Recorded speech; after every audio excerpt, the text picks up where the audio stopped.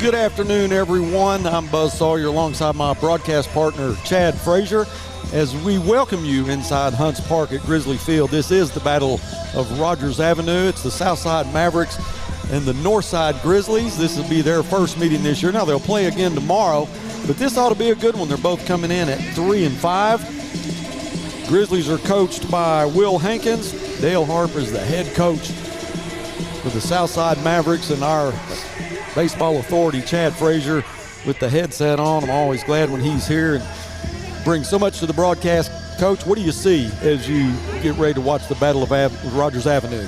Well, just, talking to the coaches and just knowing that it's Northside, Southside, first of all, I think we can throw the records out the door, right? We always do. But here we both are with pretty much matching records. We're both right in the middle of the conference race, in the thick of things, and this ball game means a lot today. And these kids are going to be cranked up, ready to play and ready to get after it. And if there's one or two games on the calendar that are on the schedule that both teams circle, this is it, today and tomorrow. So, well, when you look at Ty Jones pitching against McLean Moody, what do you see? What are the differences? I see a good matchup. McLean is going to be more of a power guy, obviously. He's going to be fastball, slider, change-up, going to mix in a little splitty in there every now and then. Ty, from what I understand, is coming off of an injury, so don't know how long Coach Harpinall plans on leaving him in.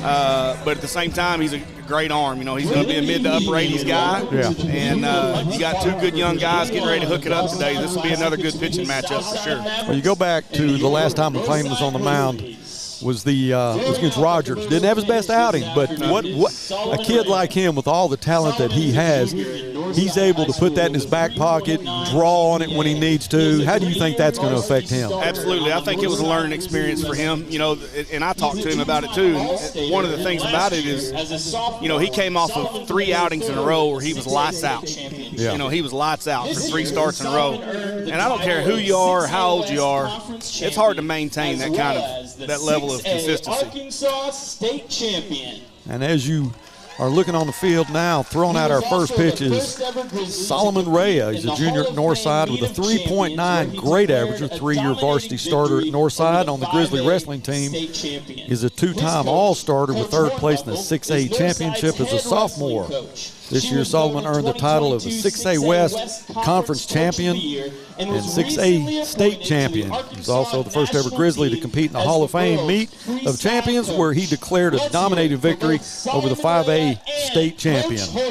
His coach, Coach Hornbuckle, is the Northside's winningest head coach in wrestling. She was voted 2022 6A West Conference Coach of the Year. He was recently appointed to the Arkansas national team as girls freestyle coach. And as you just saw, they threw out the first pitch. So congratulations to them and the Grizzly accolades, Coach. They just keep on coming. They keep coming. Quality program. They're doing a lot of good things. Number 10, Zeb Allen. Batting second, playing Here's the starting lineups now. Number 6, Jackson Pruitt. As you see, Jackson Pruitt going out here. I talked to his dad earlier, Grant Pruitt. I knew Grant was a little kid playing here, and I'm like, you got to be kidding me. Yeah. Full grown now, no doubt about it. Batting 5th on the mound, number 26, Ty Jones. Batting 6th, playing 2nd base, number 24, Duncan Cravens. Batting 7th, playing right field, number 15, Ben Buent. Batting 8th, designated hitter, number 29, Griffin Weinbell. Batting 9th, playing left field, number 2, Blake Mitchell. Playing 3rd base, number 33, Noah Brown. Head coach of the visiting Mavericks is Dale Harpinell. And now the starting lineup for your Northside Grizzlies. Leading off, playing left field, number 7, Jaden Weiler. Batting second, designated hitter, number 9, Kai Perkins. Batting third, playing 3rd base, number 20, Will Rollins. Batting 4th, playing right field, number 16, Eli Cavalera. Batting fifth in your starting pitcher, number 5, McLean Moody. Batting sixth, catcher, number 21, Alex Martinez. Batting seventh, playing first base, number 3, Jaden Duggar. Batting eighth, playing center field, number 18, Andrew Taylor. Batting ninth, playing second base, number 1, Mason Kincannon.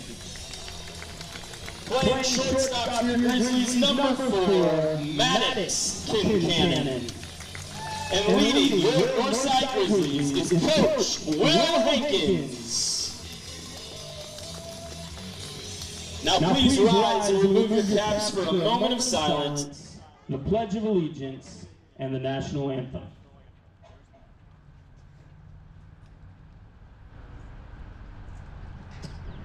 I pledge allegiance to the flag of the United States of America and to the republic for which it stands, one nation, under God, indivisible, with liberty and justice for all.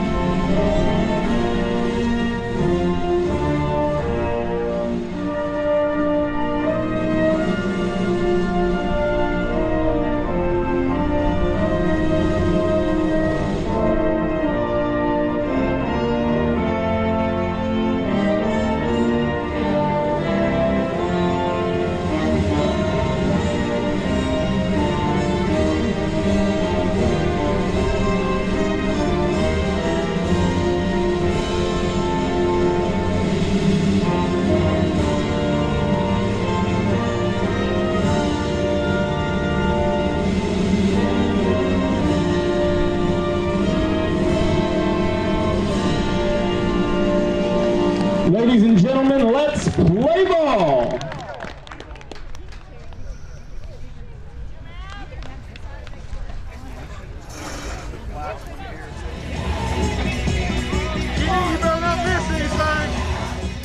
McLean Moody will be on the mound for the Grizzlies. Jaden Weiler being left field. Andrew Taylor center. Eli Calderera right. Mason and Maddox Kincannon second and short. Will Rollins at third. Jaden Duggar, who I'm glad to see back in the lineup. Normally you'll see him at second, but he's going to be at first. Alex Martinez will catch. Yeah, Jaden's bouncing back from a little setback with his arm, and evidently is a lot better. They got confirmation there's nothing, seriously wrong with it other than just some soreness, and they've just been playing it safe with him, making sure that he's recovering and getting back to full speed. So he'll be back, playing the middle infield and pitching here in the next week or two, I'm sure. Beautiful day to play baseball. And we always talk about this time of year. You don't know what you're going to get. Warm today. Yeah, you really don't. It's about as good as it gets. Center field shots by Brandon Luckenball. Up in the crow's nest, Andy Qualls. Get some good shots today along with Hannah. Dylan at the controls. We're looking forward to a good broadcast and a Grizzly victory. Yeah, absolutely. These kids they're going to get after each other today, and back to what we were talking about before the national anthem and starting lineups with McLean. I think it's big for him to get off to a fast start, a good start. Post to 0 in the first inning is always good, and like we said, the Rogers game is probably one of his worst outings that he's ever had in his life. But, I think mentally he's fine, and you got to understand as a guy that runs out there once every week, and that we flip the baseball to you and say go beat somebody.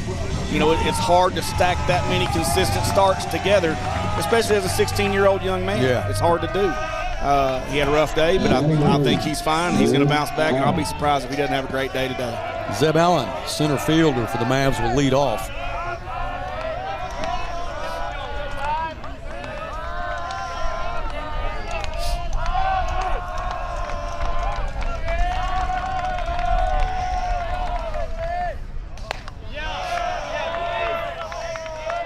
Coach, I notice you got a clock with you. Are you going to kind of keep up with us here and let us know what McLean's velocity is? That first one was a little outside. Little out. First pitch today was 87. 2-0. My good buddy Ryan Taylor brought this today. Ryan's the smartest one in the bunch. There's a swing and a miss. Yeah, he is. There's no doubt. Yeah, and the reason I say that is because we were talking earlier, and he had long pants on. He said, "I think I'm gonna go to my car and get some shorts." And I said, "Man, that's probably the best move of the day right there. It's pretty hot out here." Another swing and a miss. 2-2. 89 on that one. Yeah, he may be the smartest one of the bunch, but there's only one person that is the boss in that household, and that's his wife, That name Leah? No doubt. Full count.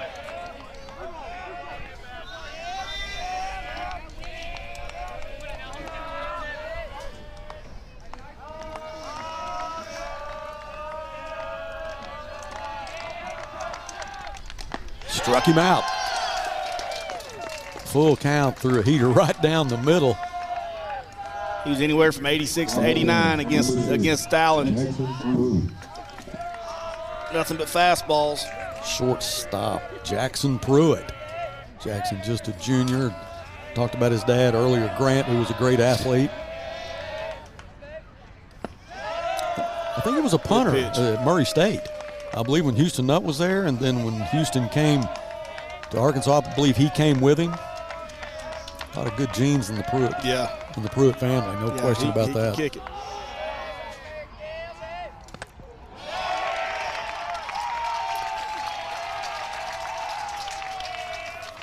So Jackson gets hit in the arm, goes to first base, and I thought, is there somebody you want to get hit by? McLean Moody. Yeah. Seen a little bit of everything so far in the first 7 pitches right here. We've seen him just really spotted up. We've seen him be a little bit loose, so it's just a matter of settling in right here and relying on his mechanics, tightening up the fundamentals just a little bit. This is a guy that can put some meat on the ball. You want to see one leave the park quickly. David Sorg, but the wind's kind of working against him a little bit here. It is. Sorg, the lefty, plays first base for the Mavs. Center field for us is a little bit more shallow than most places, but the wind's blowing straight in today, maybe a little bit in from right field at times, but, you know, it's a good day to pitch to contact just like the other day against Greenwood. So, but he can certainly, it doesn't matter with the wind with David Sorg. He certainly got enough pop to. He can pierce about any wind. Yeah, he can. Going to Oklahoma to play. Yeah, was a good quarterback. Absolutely. Really good quarterback for the Mavs, and I think decided senior year just to concentrate strictly on baseball.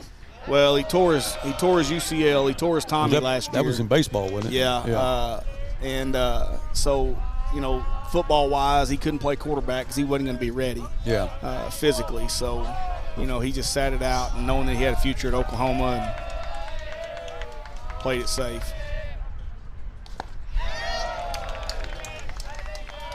Elevated fastball, top of the zone. I think that, you know, watching David swing, I mean, he's got a great swing. Yeah. But if there's one place that you might have the best opportunity to get him is a little bit up in the zone because he's got a little bit of a lofted swing like a lot of left-handers.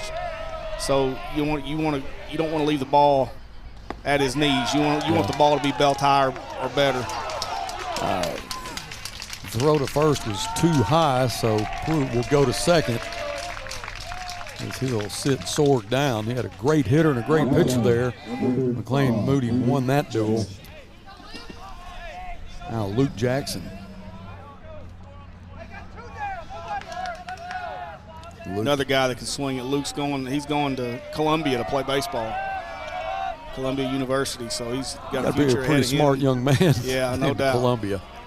Yeah, I don't think I can carry on a conversation with him. He's so smart. He might lose me real quick. Luke plays catcher.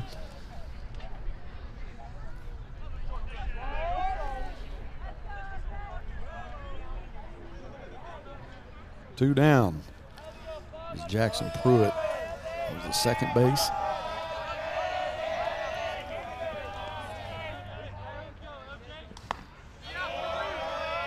It's the first time McLean's thrown a two-seam right there. That ball really had a lot of run to it, working away from Jackson.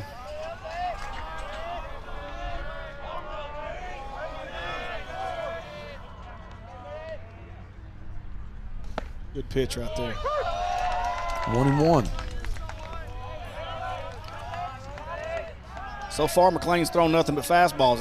He got behind in the count with a couple of hitters, and he's playing a little bit of catch up. Get on top right here, get ahead in the count, and he can start throwing some other pitches.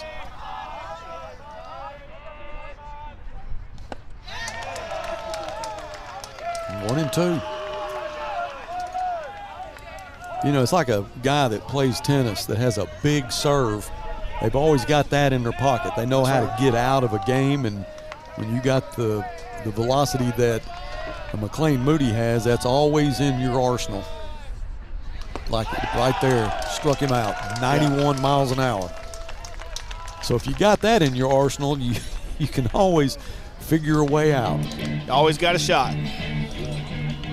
No doubt. It's a good job digging deep right there. Hey, good job in the first inning. You know, a lot of times you got that adrenaline pumping, and you can only live for so long on adrenaline and emotion. Sooner or later, you got to settle in and take a deep breath and get in the groove of the ball game.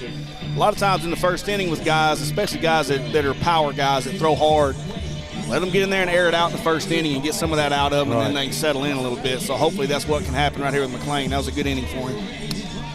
Ty Jones will be on the mound for the Mavs. Jaden Wheeler up first. Jaden, our left fielder.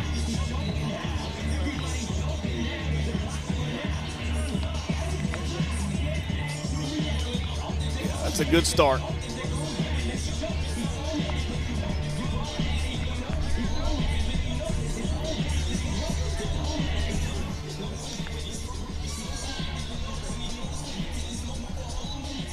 I missed Greg Squirrel's national anthem today. Yeah, I'm gonna say the last two ball games that's been pretty special. Yeah, he's definitely talented. And the way that he goes about it, it's just it's just another day for him. I mean, he doesn't flinch. Coach, you know. Yeah, I told you he had lessons. Yeah, he didn't just wake up one morning and can do that. I don't think. Well, he's done it before. There's no doubt about it. There's no doubt about it.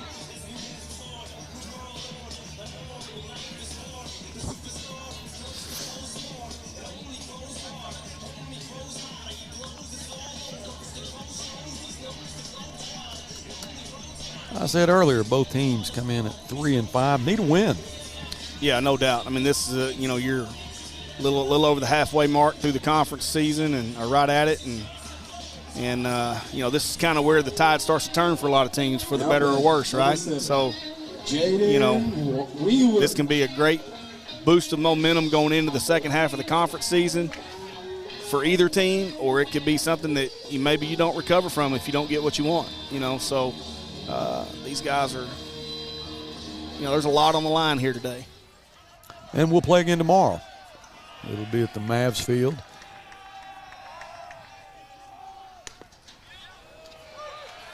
Allen with a strike to start.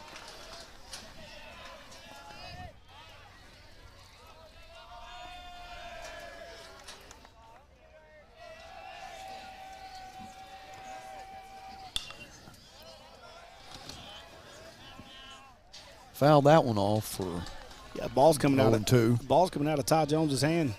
Real nice for, he's kind of been an uphill battle for him health-wise with his arm this season. I think he's starting to get back in the groove, but the ball's coming out nice. I mean, he looks, velo-wise, he looks like Ty Jones. I mean, don't see much of a drop-off right now, if any.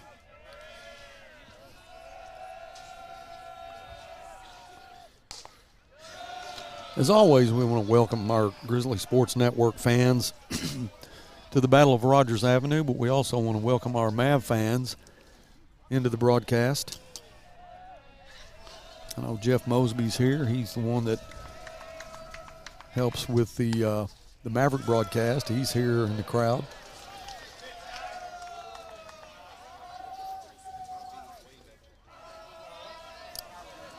Full count for Jaden.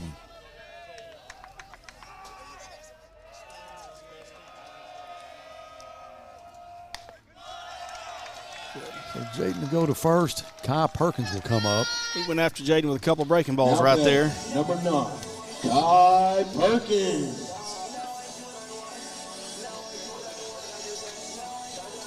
So the way we're set up is a lot like we were set up the other day against Greenwood. You know, we kind of went with more of a speedy lineup, and you know, hopefully we can get the ball on the ground and make some things happen and make Southside make some plays. There's like a bunt by Kai, and that'll get Weiler to first. Kai, who's the DH today. Will Rollins, third baseman, comes up. Kai needed about 2 steps more to the right or left on that ball, and he could have really put some pressure on Ty Jones throwing that. But he bunted it right back at him. So I'm sure the next time he does it, he's going to be trying to get it a little closer to the line. Well, the Grizzlies with 1 down. Weiler at second. A little outside. 1-0. That ball came out a little better than the other ones.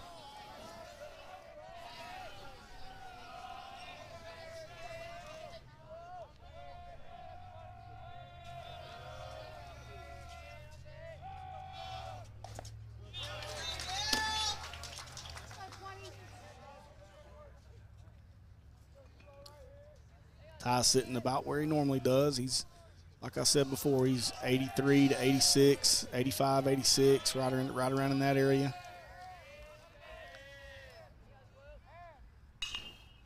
You ever been clocked? Have I? Yeah. When I played? Yeah. Uh-huh. What were you throwing it at? I was 88, 90. 88. Yeah. That was a long time ago, Buzz. Coach, I got clocked at the fair when I was young. Yeah, I got clocked there, too.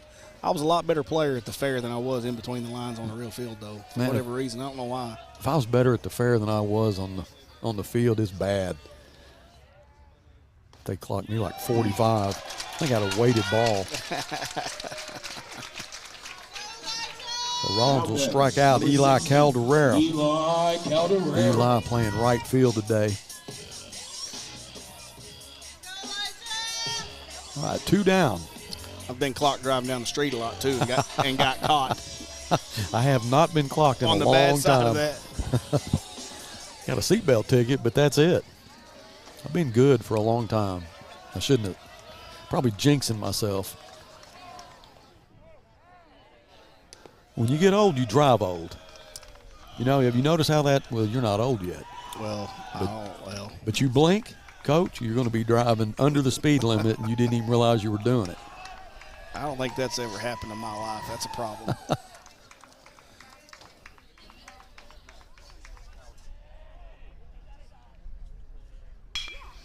There's a hit up the middle, and that will score Wheeler. As he will slide in safe. Calderera goes to first. Now batting, number 5. McLean Moody. Good swing by Eli right there. You know, the batter before, Will Rollins, got rung up on a fastball away.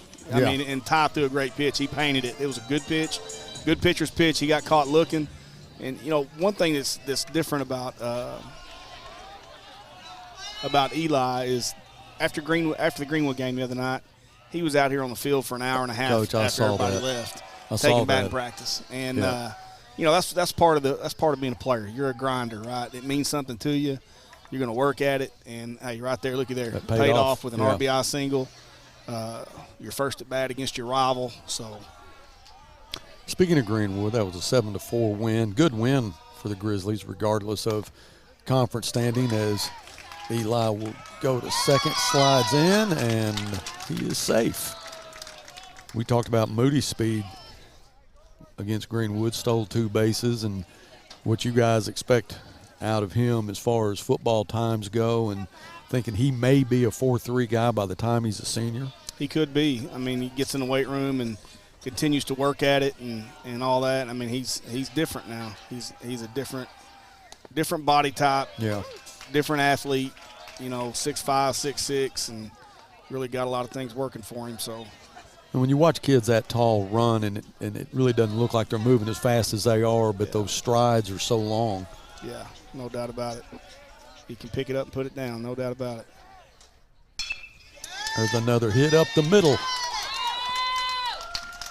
Good job. That was a great job by Jackson Pruitt to stop that. That ball was headed to center field. Jackson Pruitt got a jump on it. Number 21, Alex but it will be a single Martinez. from McLean.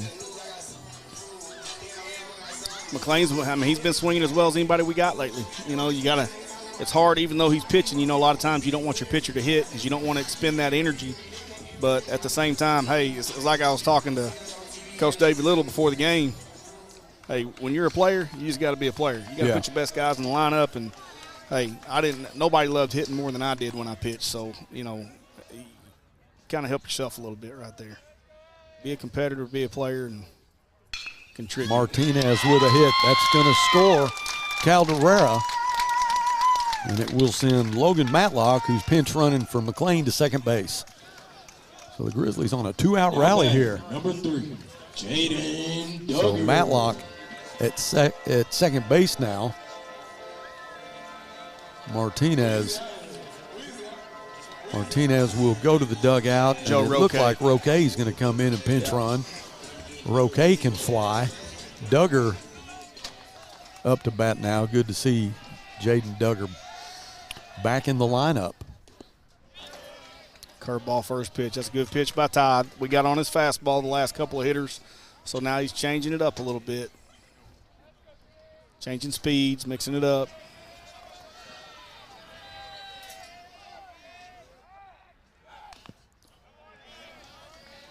Oh, 0-2 to Jaden. Keep it simple right here with 2 strikes. That's what, you know, the guys before him that have gotten the hits. Caldera, Moody, and Martinez. I mean, all of them kept their swing simple, staying short and sweet to the ball. Just trying to barrel everything up.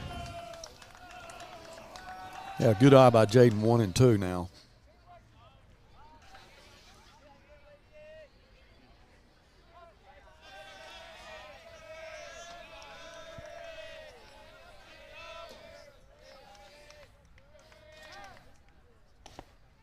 A swing and a miss.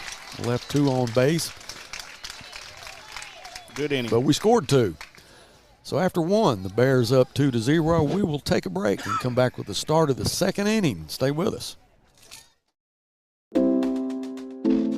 Sawyer's is about more than sunrooms, patios, and home improvement. For over 30 years, we've been about people, about our community, about you. We make quality products affordable so you can focus on making memories with those who matter most. We bring our passion for great craftsmanship and take pride in the work we do so you can count on it lasting a lifetime. Give us a call today and see the difference we can make for you. Sabor Azteca is bringing authentic Mexican flavor to Fort Smith. Experience the taste of delicious homemade dishes made from scratch just for you. Enjoy your favorites with our delicious fajitas, tacos, and more, cooked by friendly people who make it authentic. Visit Sabor Azteca Mexican restaurant and taste it for yourself.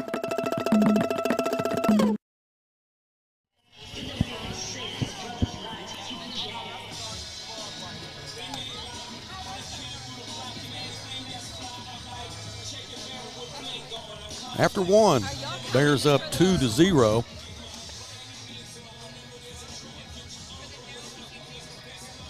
Left 2 on base. But did have a 2-out rally going there.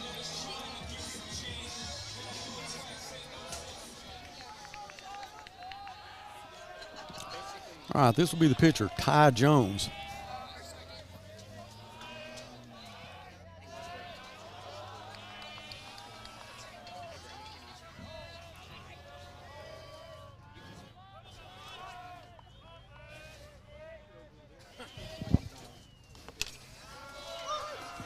What is called the bottom corner of that, Coach. 0-1. Well, you kind of, McLean, the first inning, he threw nothing but fastballs. He's able to dominate them with a fastball. So, what you want to see now, great pitch, 0-2, 2 fastballs back-to-back. He hasn't thrown anything but that yet, but as the game goes here, be anxious to see how he's able to change speeds and mix it up and really get their eyes moving in the zone so they can't sit on that fastball. Pitcher against pitcher. Struck him out.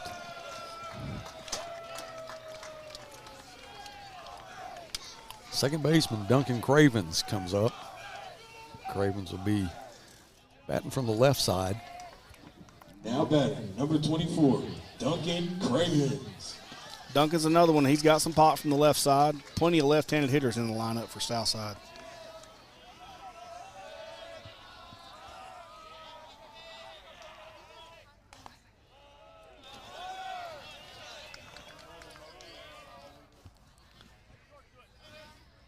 Just missed on that. That was a great pitch. Little out.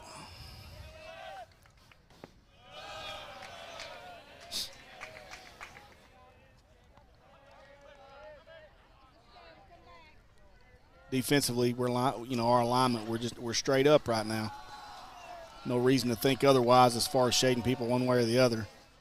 Maybe a little bit opposite field as a rule because of McLean's velocity. Yeah. Andrew Taylor shaded a little bit toward left center. 3-0 to Duncan. 4 straight balls will send him to the first base. As Ben Beelan will come up. Ben playing right field. Great family that Ben comes from. His 15, grandfather was my coach at Northside. He was a guy that could look at you and you'd start trying to figure out what you need to do. He didn't have to say anything. Uh-huh.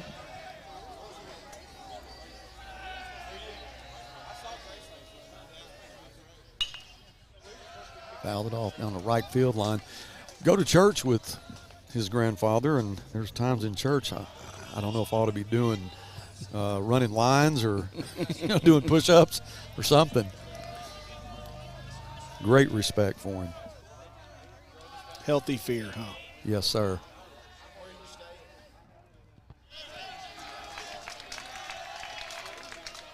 I'll send Cravens second base. Looked like McLean tried to mix in a little split finger right there that he held on to too long.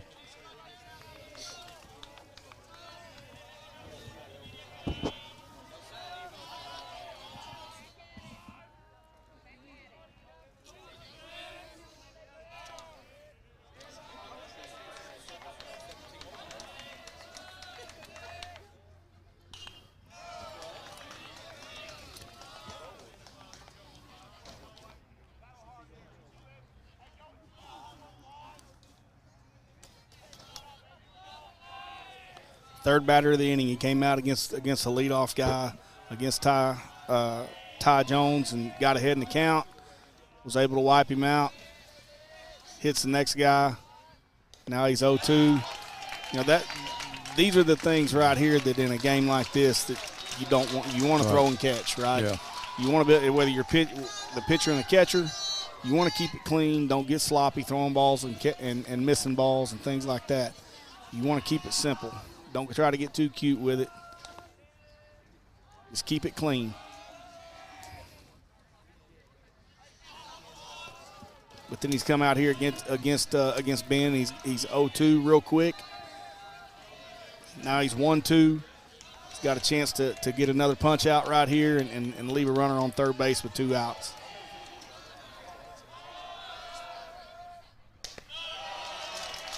Two and two. I think it's full now, actually. I believe it is. Yes, you're right. It is full. And Ben's got some pop now. You got to be careful about leaving the ball in the middle of the plate with him. He can certainly get the barrel to it and do some damage.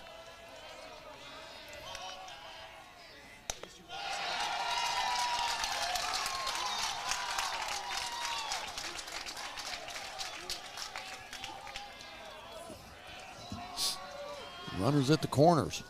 Griffin Wandell. Now batting, number 29, Griffin Wandale. Griffin, the DH for the Mavs.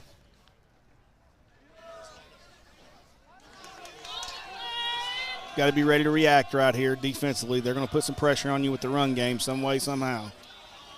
Runners on first and third. One out. They don't want to get too deep in this count and still have the double play in order. So they'll be making something happen at first base here in a minute.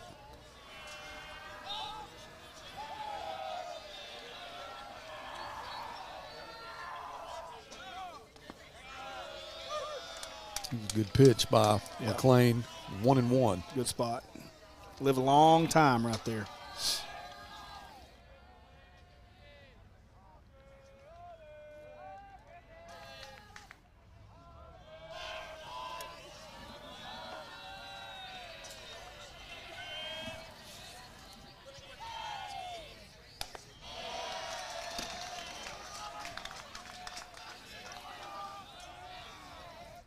McLean just needs to settle in right here and relax and rely on his mechanics. Just let his mechanics guide him down the slope right here. Reach out and touch the mitt. Just fill it up.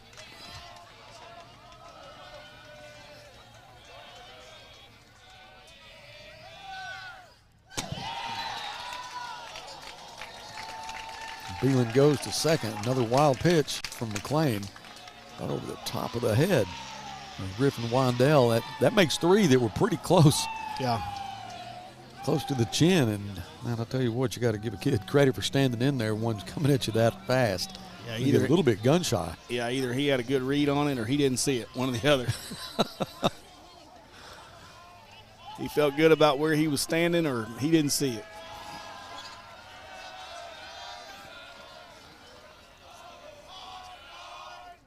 Good pitch. Yeah, it's full now. Both of his strikes this at bat.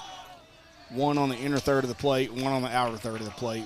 Perfect pitches. I mean, extremely tough for a high school hitter to hit those pitches with that location on those two. Beelan at second, Cravens at third. Oh, he got him then. So Wandale, who just hung in there, had three bad pitches and then took one to the arm. Good time to go out and settle him down a little bit. Coach Moyer looks like that's what he's going to do. Take a deep breath. Nice hot day. Adrenaline's pumping. Yeah. That can be exhausting a little bit. Go out there and slow it down. You get a speed on that last one? No, I didn't. Did not. Hey, did we move the combine to the 8th? It was May 1st. Let me double check those I dates. just want to make sure on that. We're good. Seems like Coach Curry may have told Dylan that they were going to move it to the 8th. That's a Monday. Yeah, it is. That's right. Okay. Yeah. All right. Monday, May the 8th. Yeah, at the Activity Center. Yeah, come on out and watch that. I mean, this will be the second one we've done. Last year's was really fun. Had a lot of college coaches there to check out these kids and all their different agilities and drills. It's a nice setup. We'll air it on the Grizzly Sports Network. Yeah, we'll have kids from Northside, Southside, Van Buren, and Alma coming to it. And so it'll be a great opportunity for kids from around the area to get some exposure.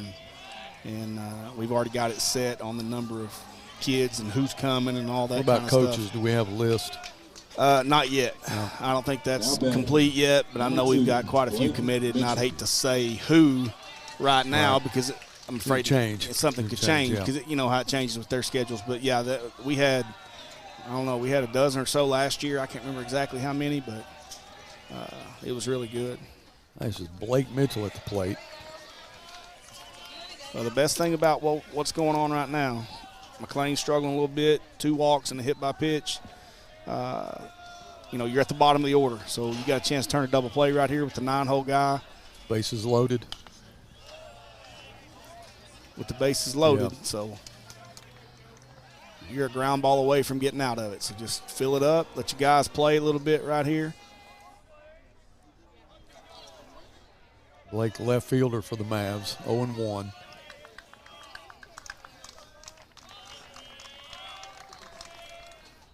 That's a good pitch. Good pitch. Struck him out. Now you're back to the top of the order right now. And that will With be Allen. center fielder Zeb Allen.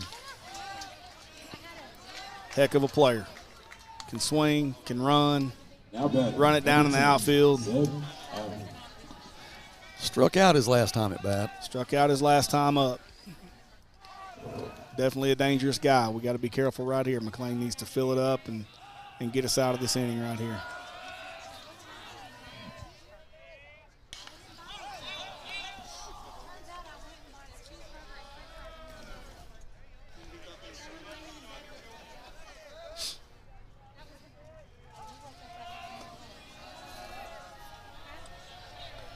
Ultra aggressive on the first pitch right there.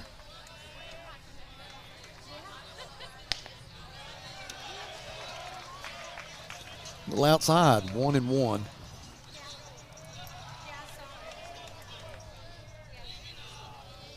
Great crowd out here today. Yeah, I'm sure there'll be one tomorrow too. Historic Hunts Park. And a lot of baseball played here over the years. Been a bunch. 1-2 to Allen. Strike away from getting out of this. Swing and a miss, and he'll get out of it. No harm, no foul, Coach. No harm, no foul. You got that kind of gift and that kind of talent, you can get away with a little bit more at the high school level. So he's definitely. It's jumping out of his hand today. He's just got to dial it in a little bit and get ahead of these hitters and make his life a little bit easier and keep his pitch count down, you know. So you got the bases loaded, and you had Allen coming up. So Coach Moyer goes out and talks to McLean. What is he saying to him? He's telling something along the lines of what I said a minute ago. He's telling him, hey, settle in right here. Yeah. You know, take a deep breath and relax. Let's kind of restart this with this new hitter. Give yourself a chance to kind of get back in the groove. You know, rely on what got you here as far as mechanics so you can repeat the delivery. You know, because that's the thing about it as a pitcher. You're in control of everything until the ball leaves your hand, right? So then it's just a matter of from the rubber to release, everything being able to be repeated and be in rhythm. And that's what you got to concentrate on. You control you. Forget about what's going on around you. And he's out there telling him just to relax and settle in and give himself a chance to repeat the delivery and get the ball in the zone and get ahead of hitters, and that changes everything. So, you know, McLean's relieved to get to the dugout. The bases loaded. No runs scored. Bears still up 2-0. And Andrew Taylor, center fielder for the Grizzlies, will be at bat. Had a good 2-out rally at the bottom of the first. Although we did strand 2.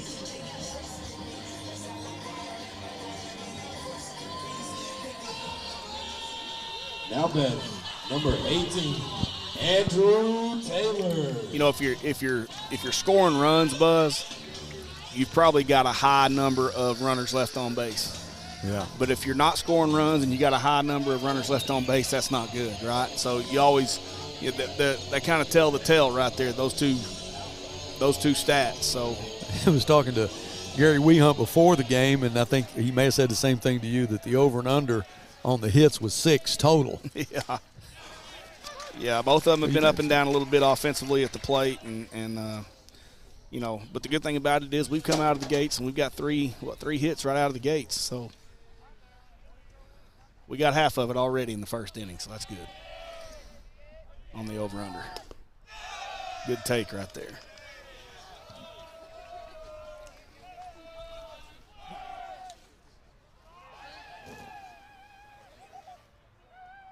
Mason Kincannon on deck, playing second base. Mason made some great plays against Greenwood. Nice barehanded snag there from Coach Hankins. Yeah, he looked like he'd done that before, huh? No hesitation. Surprised he didn't throw it to first. Well, yeah, no doubt. One or two things right there. You better catch it clean or you're going to get it from the dugout. That's and it. the fans. That's exactly right. right over the pitcher's head. Andrew Taylor with a hit into center field. And that'll be a stand-up play by the young man. That's a sophomore right there, Yeah. Buzz. That's a sophomore. It's a good swing. You can tell there's been a little bit of emphasis on staying on pitches and controlling the swing and staying inside the baseball, because everything we've hit has been shortstop to the middle, you know, so.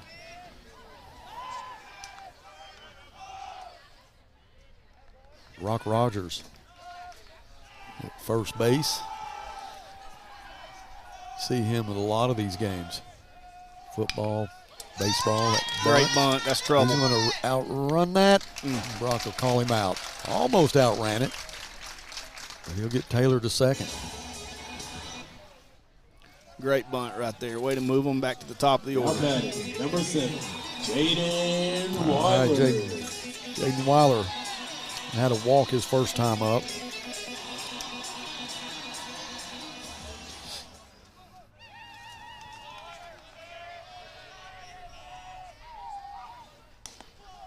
Good pitch. That's a good pitch. Just missed.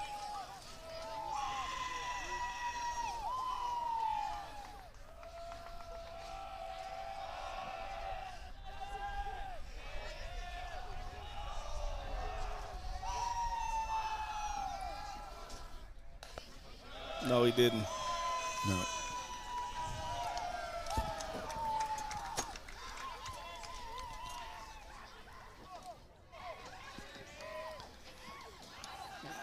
Andrew Taylor can run now.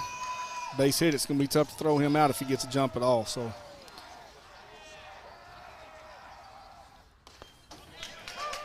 Strike from Jones.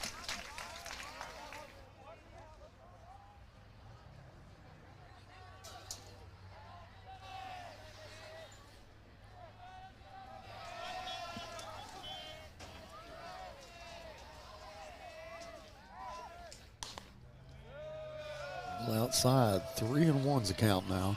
It's one down. The DH, Kai Perkins on deck. hitter's count right here. If you're Jaden Weiler, you're looking for one pitch in one spot, something I can barrel in the gap, or I'm not swinging at it.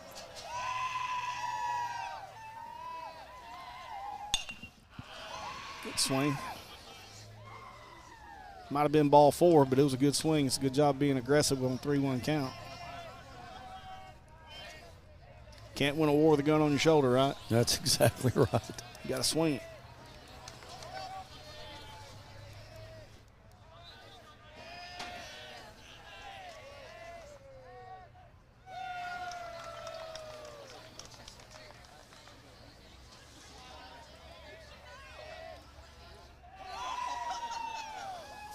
Smart move by Jaden. He talked about that last week. Pitchers that take their time and try to get you out of your rhythm. Yep. Struck him out, so Kai Perkins will come to the plate. Now batting. Andrew Taylor at second, 2 down now. Ty Perkins. That was a good pitch by Ty Jones. Full count curveball to the back foot right underneath Jaden's hands. That was a good pitch. Tip your hat with a full count and having the guts to throw that.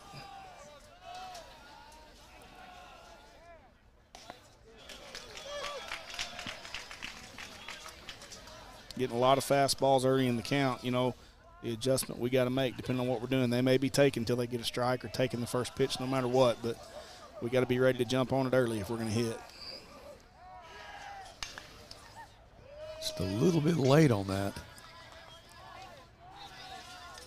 Yeah, you see Kai Perkins, every game we talk about how he crowds the plate. I mean, his toes are on the line. Mm-hmm. And a lot of times you'll see him go down the right field because he's just a little bit late with it.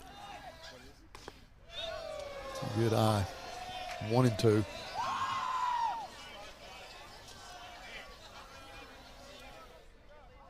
Ty Jones threw that baseball exactly where Luke Jackson asked for it. Off the plate about 3 or 4 inches. It's a great pitcher's pitch.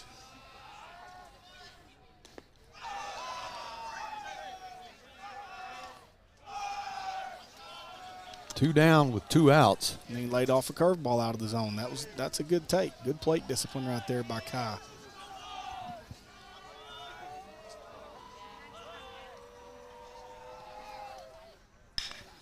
There's a hit to second base, and it will throw him out. That's Duncan Cravens from second to shut the Grizzlies down. No runs scored, stranded a man on second. And after 2 innings, Grizzlies up 2-0. Stay with us. We'll be back with more Grizzly baseball right after this.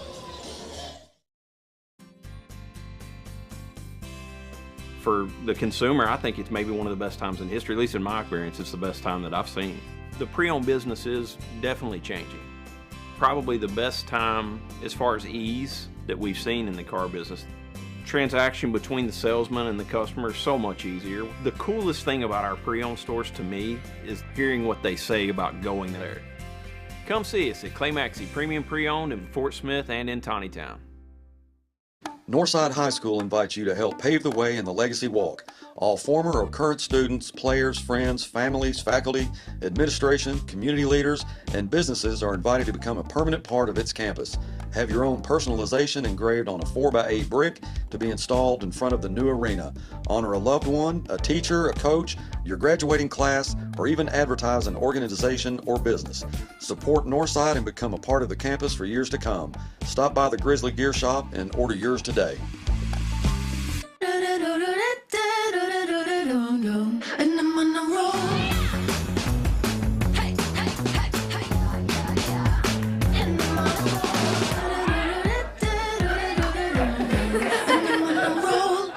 Hey, Chief, which weighs more, meatloaf or steak? Steak. Ham or turkey? Ham. Mac and cheese or cookies? Mac and cheese easily. Let's go weigh them and find out. Okay. A pound of carrot cake or a pound of ice cream? Nice try, rookie. I almost had you. Not even close.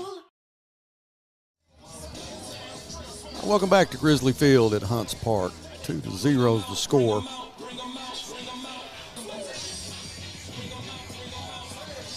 Jackson Pruitt, shortstop, he'll be up. You know, we talked about the crowd, really a great crowd here, and you see a lot of Grizzly fans along the line of the Grizzly dugout, a lot of Mav fans on the line of the Mavs dugout, but when you look in the stands, they're all mixed in together. There's no home and visitor. Coach, I just hope everything goes well. You may have to be a bouncer. No, I don't think I can handle that. Welcome to the community of Fort Smith, Arkansas. Yeah. There's a lot of that going on, and it's a good thing.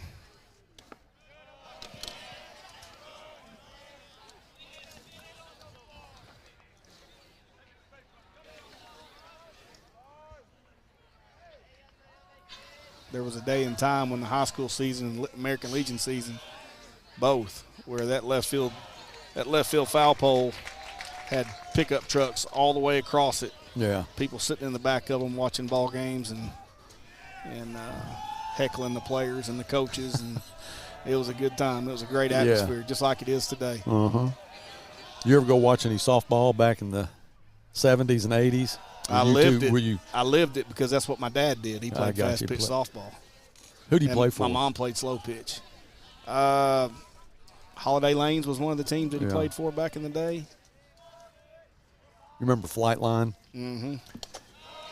I used to watch Doug McKinney and his group. Thone played.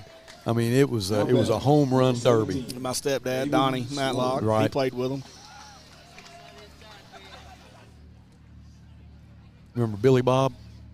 I don't remember. Billy Bob, now he had a softball team called Foundation Life, and had a bunch of those guys.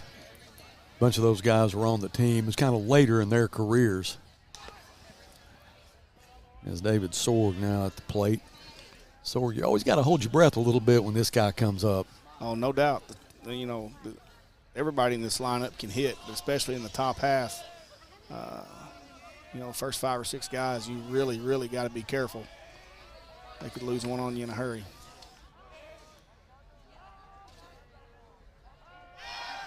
I was fortunate enough to be asked to play for that Foundation Life team by Billy Bob. He was coaching then, and he told me, along with a few of the other players, if you slide, it's a $100 fine. And I'm really in my first time up. I got a hit, rounded first, slid into second. When I got back, they said, you pay before you leave the dugout. I said, you serious about that? And they said, yeah. And they said, if you have to slide, you shouldn't have gone. That was the rule. That was the rule. I was a little younger than they were at the time. But looking back on it now, I can sure see why they had that rule. Clean, lazy man softball. That's what that is. That's exactly right. Had me batting 8th. And I said, Billy Ball, why you had me batting 8th, man? He said, well, you hadn't proved yourself. You hadn't proved yourself. I hit one out in right field that first game. Yeah. I got back to the dugout. I said, is that good enough? He goes, you're getting there. I hit the next one out in center field. We'll talk about it. I said, am I good? He said, yes, sir. And he had me batting 3rd the next game. I never hit it out of the infield after that. The stage was too big for you. Must have been. I sure enjoyed playing with those guys. Yeah.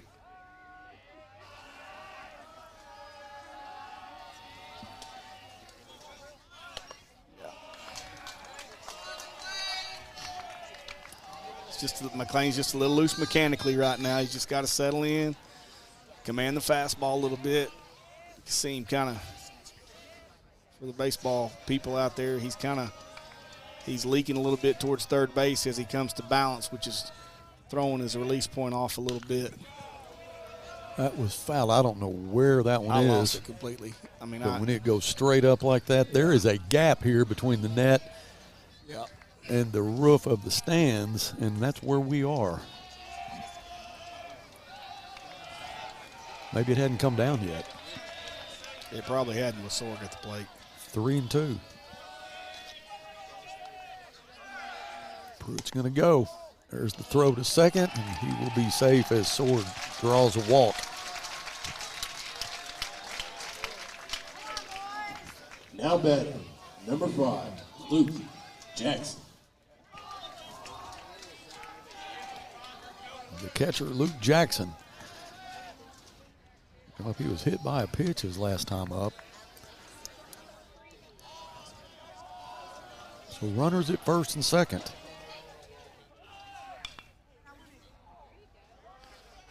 First and second, nobody out. Doesn't surprise me one bit right here. Coach Harpinall, asking Luke to lay it down and try to get some runners in scoring position right here. He's going to force us to be in the right place at the right time defensively and execute a bunt coverage. See how we handle the third base line right here between the pitcher and the third baseman.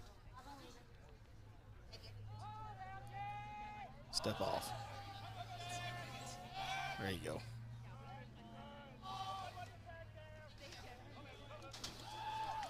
Think about you controlling everything as the pitcher out there. You're unsure about it, step off and start over.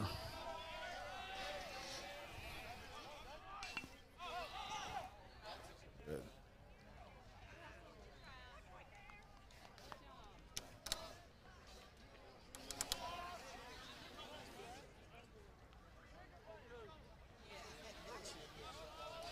Should be 0-2. They show on the scoreboard 1-1. It is. It's 0-2. 0-2. Let's see how bad that Coach Harpinall wants to get the ball down, or if he's going to let Luke hit with 2 strikes. 2-2.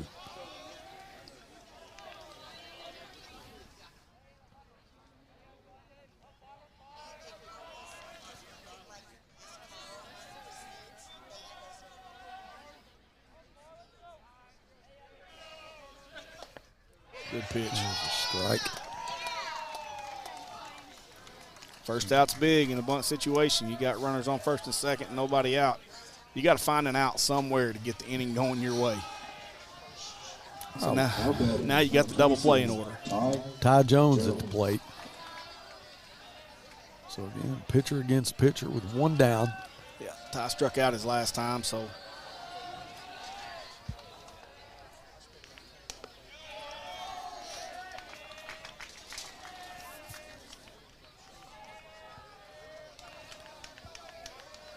I don't know what McLean's pitch count is, but he's got to be somewhere around 50-something, I would think. 45, mid-40s.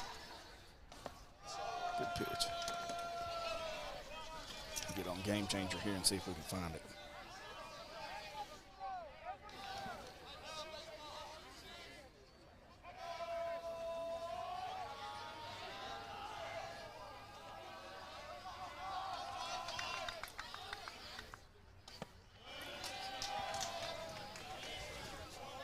2-1 to Jones.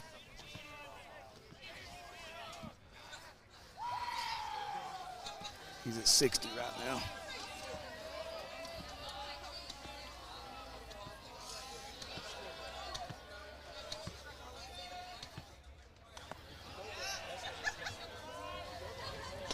Looks like he took a little bit off that one. He did. On the outside edge. He did. You know, when he's in the zone, he's controlling them. He's commanding them with the fastball, controlling them, dominating them with the fastball.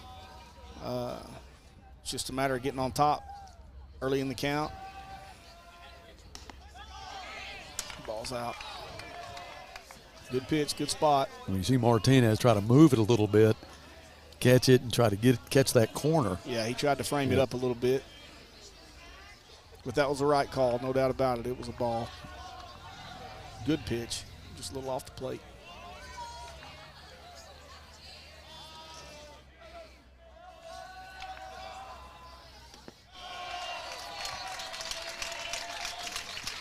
Jones will get a walk. Like I said, he struck out the last time up, but that'll load it up with one down. Now batting, and Duncan Cravens. A big opportunity here for the Mavs.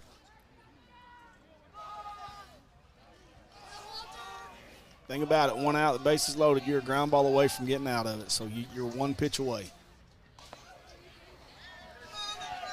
Inside to Cravens.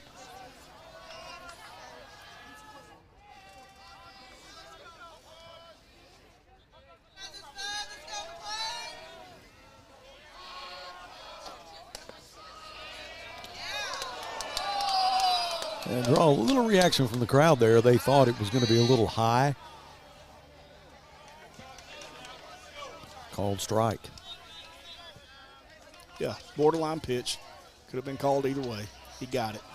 It's been a couple that he hadn't got, so I guess it all works out in the end. McLean tried to throw it in the same place. Yeah. Get the same result. That's 2-1.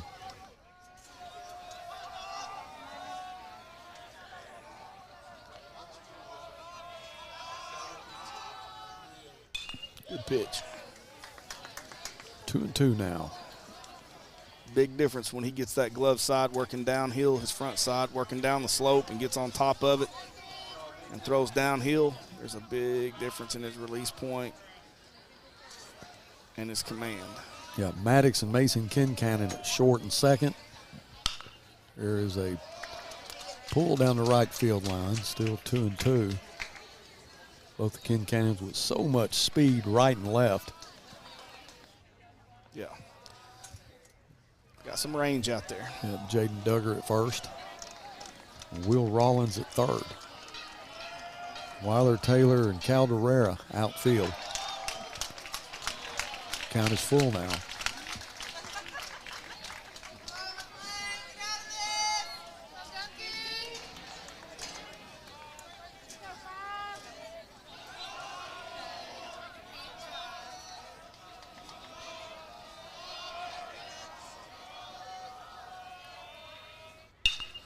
There's a shot to right center. That'll go all the way to the fence.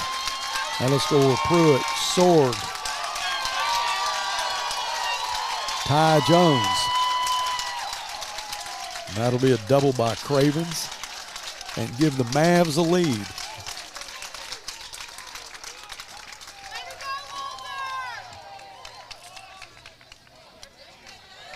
Well, that's just just a result of throwing a lot of fastballs, being behind in the count a little bit. Southside being selective at the plate, shrinking the zone a little bit at what they're gonna commit to swinging at, and Mason had to feel really helpless. Mm-hmm. As soon as it came off the bat, man, he's thinking right here, just number 15. Too high for him to get. Yeah, and I said it a while ago. Duncan Cravens can swing it. I mean, he can barrel balls up and but like I said, as a hitter, McLean not getting ahead in the count as much as often as he would like, but So they're kind of sitting on the fastball a little bit, and that's what you ought to do as a hitter, you know. Make him come in the zone and sit. You're going to look for one pitch in one spot and be ready to unload on it, and that's what Duncan did. Well, Duncan at second. He's got Ben Beelan at the plate now.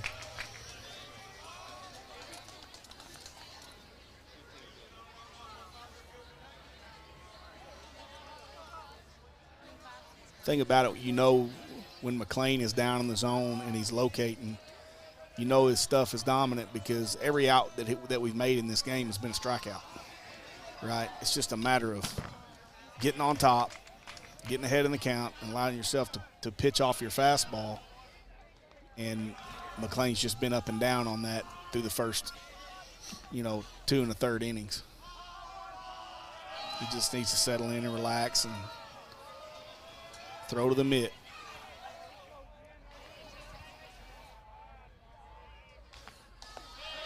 It's the first time we've seen anything other than a fastball, I think.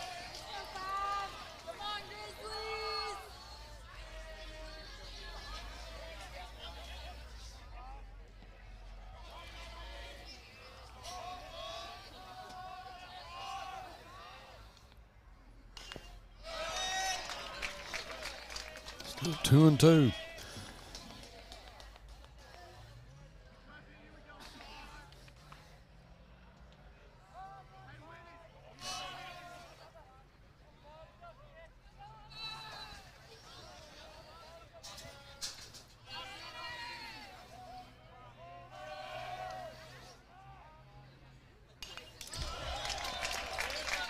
Beelan hanging in there. McLean throwing some good pitches and Ben just fighting them off. I think he was hit by a pitch his last time up, if I'm not mistaken. Yeah. Is that right? Yeah, he was. No, he walked. He walked his last time up. Good pitch right there. Well, that's got to be. It was down, but it was a good pitch. Yeah, 3-2 now. Here you are, second time through the lineup, and they're adjusting to the fastball a little bit. They're seeing a lot of them. They're being a little bit more aggressive with the fastball, so you got to start mixing it up a little bit, changing speeds.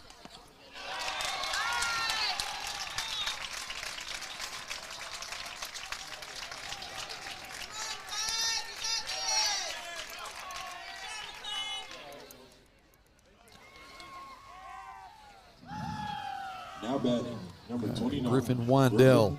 Windell. Griffin the DH. One down. Coach Hankins going to come to the mound.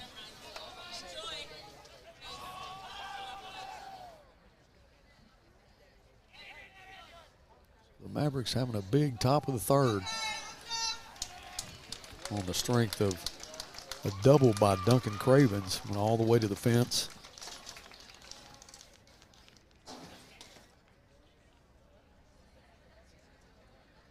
Scored Pruitt, Sorg, and Jones. They take the lead 3-2. Still got some work to do here. Absolutely. Ball games like this, one swing of the bat can change a lot of momentum, and that's what's happened. Bases loaded double, one swing of the bat changes everything.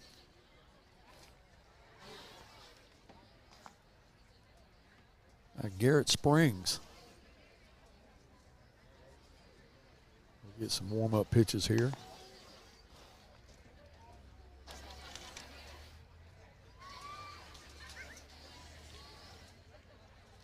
Garrett's a left-hander that's going to, his out pitch is a changeup. He throws a little bit of a breaking ball in there. He's going to mix it up, but his changeup is his biggest out pitch. And he got a couple good swings on him right here, but bringing in a lefty. Ball's going to run the other way now and mix in a changeup. Hopefully you can kind of get back to keeping him off balance a little bit. Wandale, who was hit by a pitch from McLean, fought off 3 of them before he got hit as Mike Fallure walks up, retired head football coach. I saw him here about 10 minutes ago, waved him on. He said he wasn't going to do it, but here he is. Coach, can I get a headset on you just for a second, please? There we go. Yes. All right, Coach. What's been going on? Not much. How are things at Rudy Creek? Nice. Did a little mowing today, a little weed eating, a little poison in the fences. Yeah. So. Well, you thought you were just going to retire and kick back, not do anything, and now No, you're probably working harder than you ever have. No, I didn't want to not do anything. Well, I knew that. Something different. You wanted to do what you wanted to do. That's right. Now pitching. And Coach Little and I went fishing yesterday till about 1 and You catch anything? caught 31 that we kept. Woo! Y'all ready to start your own TV show now. Let us come film that sometime. It'll be the David Little show. We'd like to come film that. Catching crappie with Coach Little and Coach Fallure. There you go. We will not disclose the location. There's a fly ball to right. That's Jason Duggar, and he makes the catch. Big out right there. So the first pitch by Garrett Springs draws a pop up to right. 2 down now. Coach, can we get a chair? Number 2. No, I'm good. Good? I'm not staying long. I'm going to see my sister. She had a hip replacement surgery, and Right. she's in the hospital. So Oh, we wish her the best. Well, I I know. know she's been a faithful watcher of the Grizzly Sports Network. So give her a hug for us. I'll do it. You know, you can expect something right here, first and third. They're gonna force the issue with the run game at some point. With 2 outs, you got nothing to lose by sending him right here within the next couple of pitches, probably. The shot into center field. That's Andrew Taylor. Andrew squeezes it, and that's going to end the inning, but it was a good inning for the Mavs as they'll take a 3-2 lead. We go into the bottom of the third. Big inning for momentum right there. Who got to keep the fish? Well, Coach Little keeps them, and then, like we had our fish fry last Friday. We'll have another one here in another week or 2. Oh, man, ain't nothing like it. Nothing like it. How's Dana, Coach? She's good. She's rescuing dogs. She's rescued a few of them. She rescued mine one time. Yeah. She's ate up with the dog business. Well, that was a tough inning. That was. Yeah, it was. We had a big hit by Duncan Cravens and got it in the gap all the way to the fence, scored 3. Well, it's like Coach said, I mean, you're always just a hit away from something good happening. So we need to try to get some runs on the board here. Yeah, there's a lot of game left. That's a good thing about it. You know, we came out of the gates in the first inning, strung 3 hits together, and scored a couple of runs, and everything that we did this last half inning for Southside, the top half, is, a lot of walks, and McLean struggled throwing strikes a little bit, but one swing in the bat, that's the only hit that they've got right now. So now batting. Up until that point, every out that we had made was a strikeout. So Will Rollins struck out his last time up. I'm going to leave it with you hard-working guys. No, you're not. Yes, I got to go. Just teasing me. That's all you do is tease me. Y'all have a good game. All right, Coach. Thanks for coming. See you.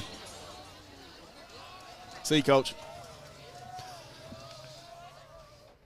That was retired head football coach, Mike Fallure, who has retired, but he's definitely working hard.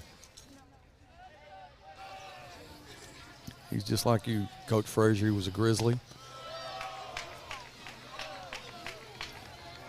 Can't ever get that Grizzly out of you. That's right.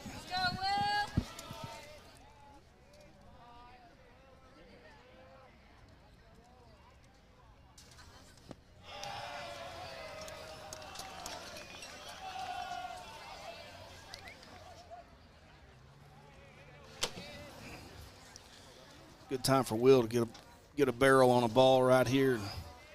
drive one in the gap. Leadoff double would be great, wouldn't it? Well, I like your thinking. Just Take getting a on leadoff base walk. would be good. Yeah. Take a leadoff walk. With this guy coming to Now play. batter, number 16.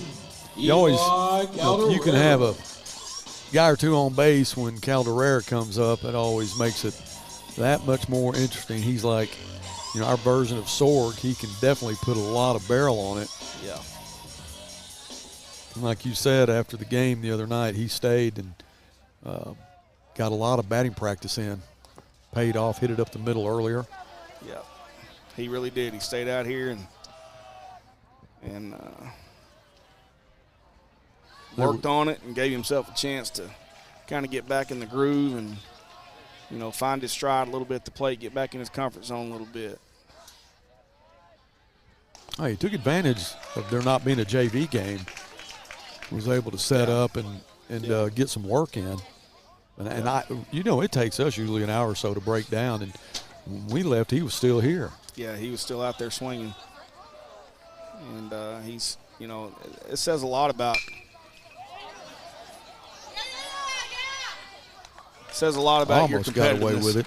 Yeah. That was Duncan Cravens at second. Almost let it get away from him. Rollins goes to second. 25, Garrett Springs. But, yeah, it says a lot about your competitiveness and the kind of player you are. When maybe you're not swinging it as well as you would like, and you're willing to stick around after all the smoke clears and grind it out and the old saying of, the most improvement and your best work is always done when nobody's around. Yeah, that's exactly right. We always, when that subject comes up, we always go back to Jersey Wolfenbarger when she did it at Northside, got all her work in when nobody was watching. And that's right. Even on the road, she would find a gym that she could shoot in before games. Yeah. We're talking about, you're talking about shooting 300 shots. Yeah. Before a game. That's why she excelled the way she did. Garrett Springs, the 1-1, lays down a bunt. He'll have to hurry, and he does, but it'll send Rollins to third.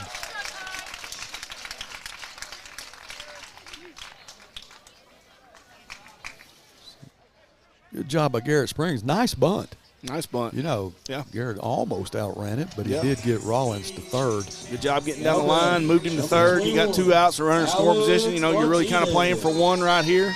Just try to tie it back up and get back in it. The catcher Martinez at the plate. The hit will tie this one up. 2 down for the Bears. There's a hit right up the middle, and that's going to score Rollins as he walks in. Nice lick by Alex Martinez. Great swing, sitting on a fastball first pitch. Wasted no time, saw what he liked, Coach, and he swatted it. You could tell he had a plan right there. He was ready to get up there and swing the bat early. And that was he put a good move on that ball. Drove right back up the middle, stayed on it. Jaden Duggar, who struck out his last time at bat. And once again, just a sophomore. Just a sophomore. Alex Martinez. We got a young team. Just a sophomore. Yep. Got a couple of good seniors sprinkled in there. Here's one of them right here. No doubt. That's trouble. That's going to go down to right field. Will it stay fair? And it will not.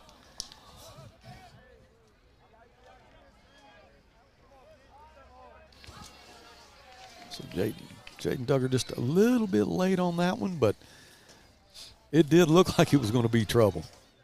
I don't know what their plan is with Ty Jones, but you got to think that, he's got to be working somewhere towards a limit on his pitch count.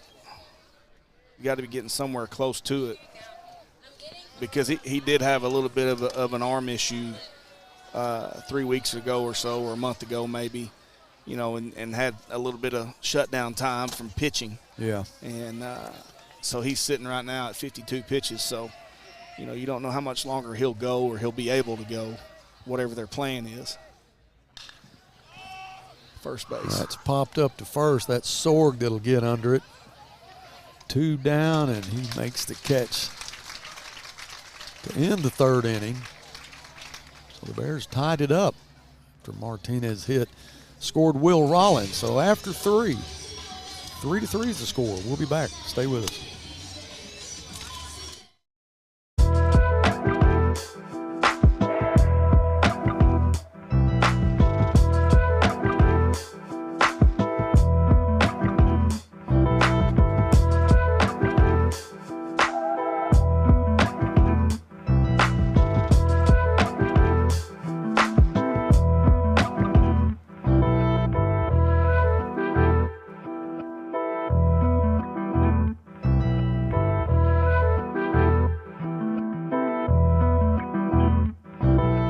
Hi, this is Ricky Smith, head basketball coach for the Northside Lady Bears. I dial 782-8940. That's 782-8940.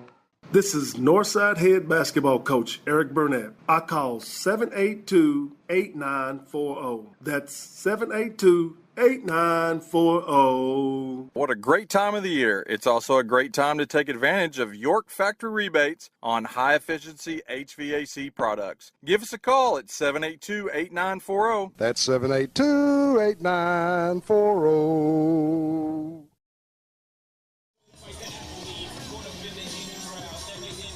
3 to 3 after 3. I guess probably is what you expected. These two teams play each other. Yeah, I wouldn't expect anything less. I mean, these guys are gonna compete, they're gonna battle, and then they're gonna jab each other in the ribs when they see each other out on the town. Yep. You know. Back to the top of the lineup, Zeb Allen.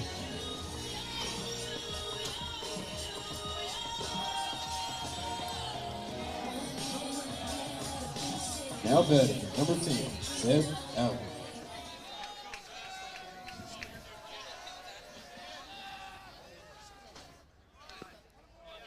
Whoa. Boy, that looked like a strike to me, but no call from the ump.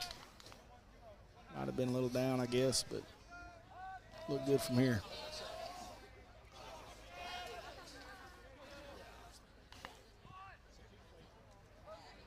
That's the thing about a guy like Zeb Allen at the top of the order. He's a guy that he's a gap-to-gap guy, plenty of pop to hit the ball out of the park too, but he can also handle the bat with the short game and laying the ball down, and he can run. So he's got a lot of value at the top of the order with his skill set right there.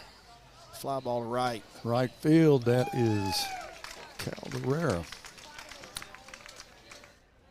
Makes the stop. Left matchup right there. Garrett got in on his hands a little bit. Fastball ran in on him. Batting, number 6, Jackson Pruitt. Jackson Pruitt, son of Grant Pruitt.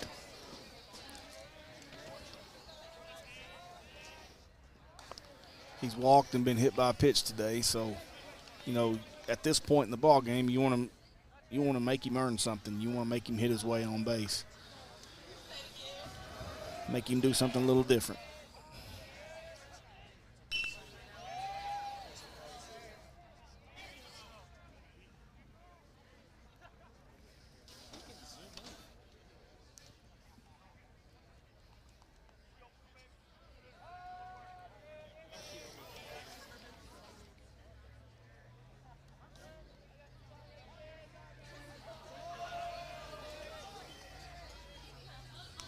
There's a changeup off the plate.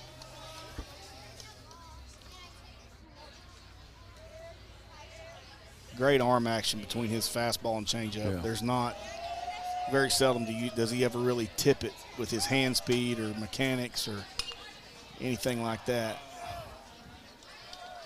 That just screams at a hitter saying this is something different, but a little different approach. He's going to make you stay back as a hitter. Let the ball travel. McLean's going to be a guy that you're going to have to be amped up and get ready to jump on a fastball, something hard. As a batter, what was your favorite pitcher? I mean, type of pitcher that you like to bat against? at the end of my college playing days, I liked hitting off of lefties. Yeah. You know, going through high school and seeing the good lefties that we saw, guys like Barry Lunny Jr. and some of those guys back in those days, you know, you didn't see a ton of dominant left-handed guys back then, but the more you faced them, the more comfortable you got with them, right? But not that I ever got comfortable with Barry Lunny Jr. because not many people did. But anyway, next subject. Well, did you like the velocity, or did you like guys that had a lot of movement? Oh, I mean, what was? By the time it was all said and done, when you're leaving high school going into college, you like velocity a lot more. Yeah. You know, took more of the guesswork out of it. It makes them find, you know, because if you get geared up and you prepare yourself to hit the fastball, it's going to make them revert to a secondary pitch, right? A curveball, slider, changeup, whatever the case may be. So, yeah, I mean, these kids nowadays, I mean, they can hit a mid to upper 80s fastball, and the elite high school hitters can hit 90 to 94. You know. Well, and you know, you're seeing high school kids. I mean, take Lunny out of the equation, though. Yeah. Now batting, number 17. Velocity then, I mean, has it improved now? Do you see kids in high school? I mean, did you see kids in high school back then throwing the way McLean Moody throws now? Yeah, you know, the good teams, everybody had one or two guys like that, right? Yeah. But as a rule, across the board, there weren't as many as there are now, because what's changed the game now is strength and conditioning has changed. Right. Coaching and, you know, coaching mechanics and fundamentals has gotten better over time. So kids are starting to throw harder at an earlier age. And there's some good and bad to that, right? I mean, you know, physically sometimes they're not holding up and they're dealing with injuries and things like that.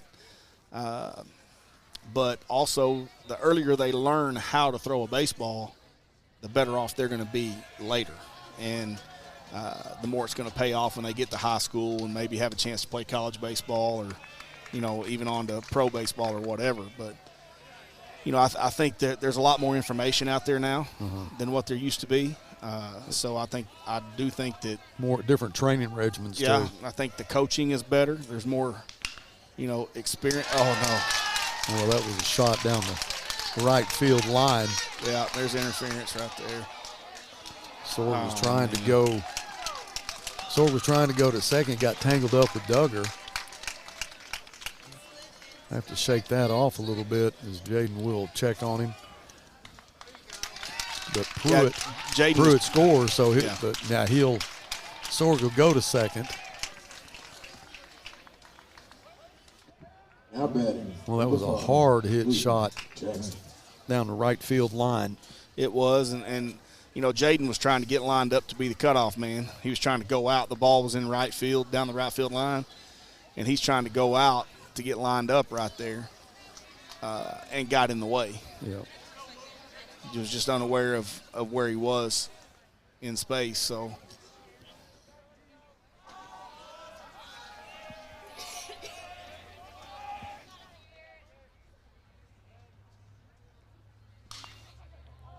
I don't know where that's at. Foul ball. Yeah, foul ball down the right field line.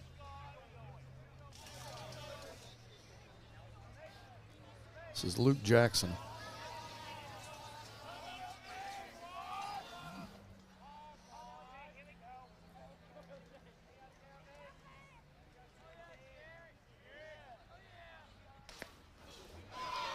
Luke with a big cut there. But I'll say this, you know, back in the day when, during my time in high school, the late 80s and early 90s, there were a lot of guys in this area that were dudes. Yeah. You know, I mentioned Barry Lunny Jr., who was at Southside, you know, greatest athlete to ever come through there. One of the greatest to ever come through Fort Smith, without question. 3-sport athlete, but just baseball specifically. You know, you had guys like him. You had guys like Ryan Franklin, who played in the big leagues for 15 years from Spiro. Ryan Nye from Cameron, who played in the big leagues, those guys were a year ahead of me. and both of them played in the big leagues. And Ryan Nye was the 1994 Southwest Conference Player of the Year at Texas Tech. Mac Chambers at Spiro, Travis Biggs here at Northside, who was drafted out of high school by the Astros as a catcher our senior year. I mean, there was a lot of guys in this area that could really. That was a strong, time for baseball in this area. And I'm gonna tell you right now, I'd put it up against anybody anywhere in the country in any era, because there was 3 really good American Legion teams and a handful of really dominant high school teams with a lot of talent. Tell you what, as we're talking, Garrett Springs is doing a job. He is. Just struck out Luke Jackson, Ty Jones at the plate now. He's definitely kind of getting into his rhythm here.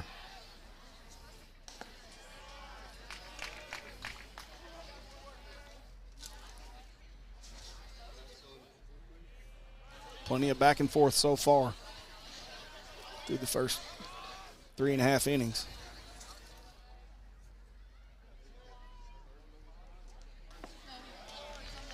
That ball's just falling off the table. Yeah, sure is. You've got to work so hard as a hitter to stay on that pitch, running away from you. 2 down here in the top of the 4th. Sorg at second. Ty's got his toes on the plate too. You got a guy like Springs who's a soft left-hander.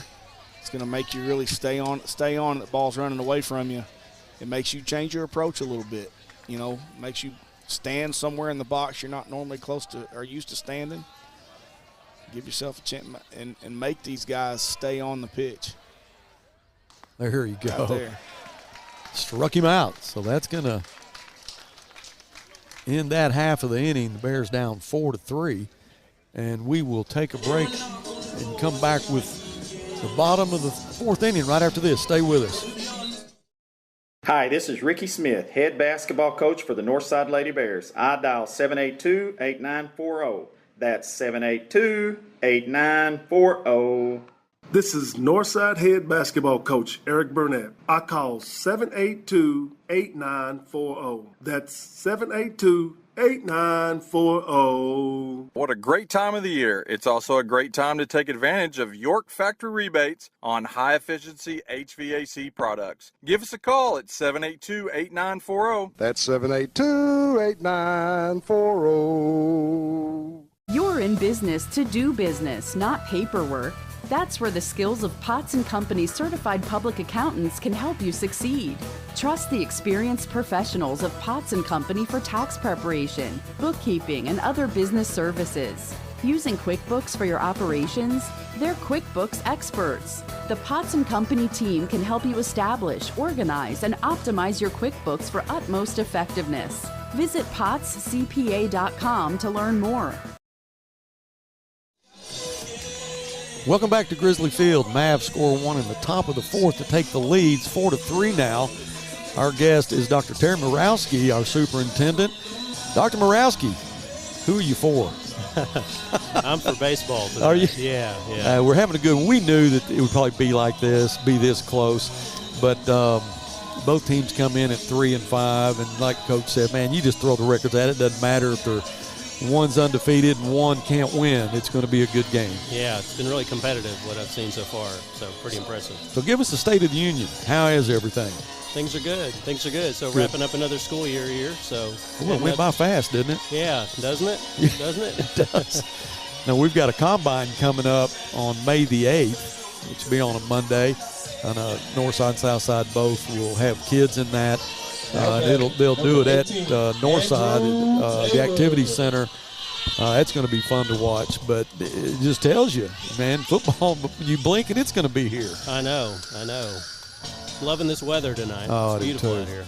I do too. And we always talk about, man, we don't know what to wear. Try to keep a lot of stuff in your vehicle just in case.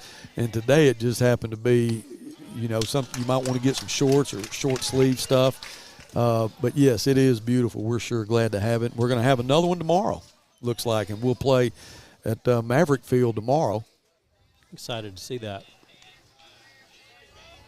Jones still on the mound. Coach, where's he at now as far as pitches? That'll go right back to Ty. And that was 53. He's at 50 or 54. That was 54. Well, that was Andrew Taylor who outran it. So he'll be safe at first. Good day for Andrew. And I got my favorite Mason Kincannon. Grizzly Sports Network fan and always here to chip in. Ashton Little standing right behind me. Good to have her. Always try to get me a hug.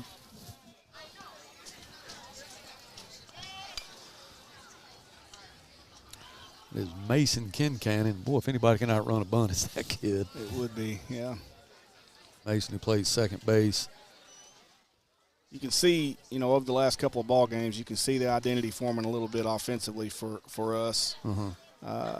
Trying to force the issue with the short game, with the bunt game, and put some pressure on teams defensively. And, that's probably the best direction for us offensively and where we need to go to make these guys make plays, regardless of who we're playing. It just happens to be Southside today, and put pressure on them and use our speed. We got some guys that can run, so that's what we want to try to do. 0-2 to Mason. Mason comes from a lot of baseball in his family. Dad's a coach. Swing and a miss there. He will sit down, and we'll get to the top of the lineup. Jaden Weiler will be at the plate now. One down. Andrew Taylor at first.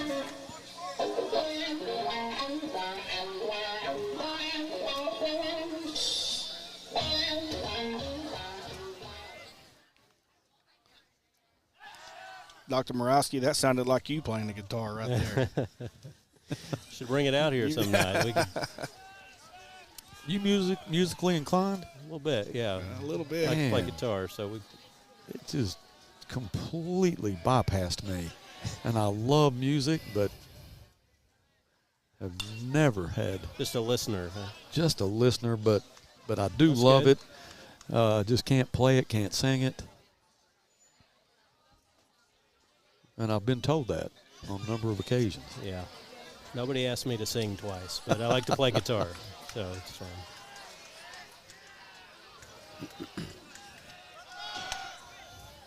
Taylor goes to second. Boy, was a good throw, I thought. Kind of Great blocked throw there by the catcher, but it looked like it was a good throw, and you had Jackson Pruitt there trying to make the play. But Taylor is safe at second. Yeah, that was a perfect throw. But once again, it goes back to what we've been talking about the last couple of games. It's kind of been the emphasis for us is putting pressure and running bases, stealing bags, and making people throw it and catch it.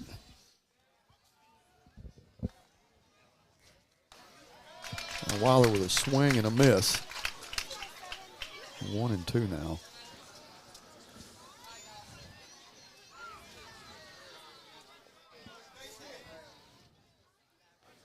Outfield's kind of deep. If they're going to throw Andrew out on a base hit, they better bring it in just a little bit. Outside, 2-2. Certainly think the left fielder's a little bit deep for a left-handed hitter. I agree.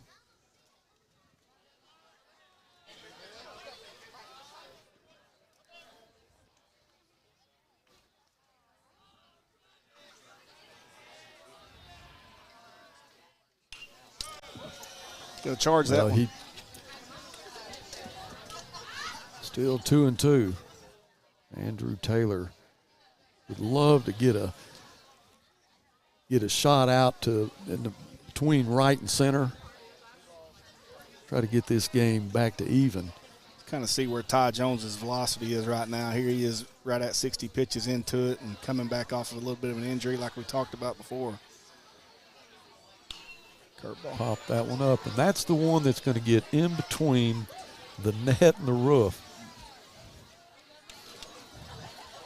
67. Curveball. Let's see what the fastball looks like right here and see if he's standing out there in the sun. It's a lot warmer on that turf than it is for us right here in the shade. And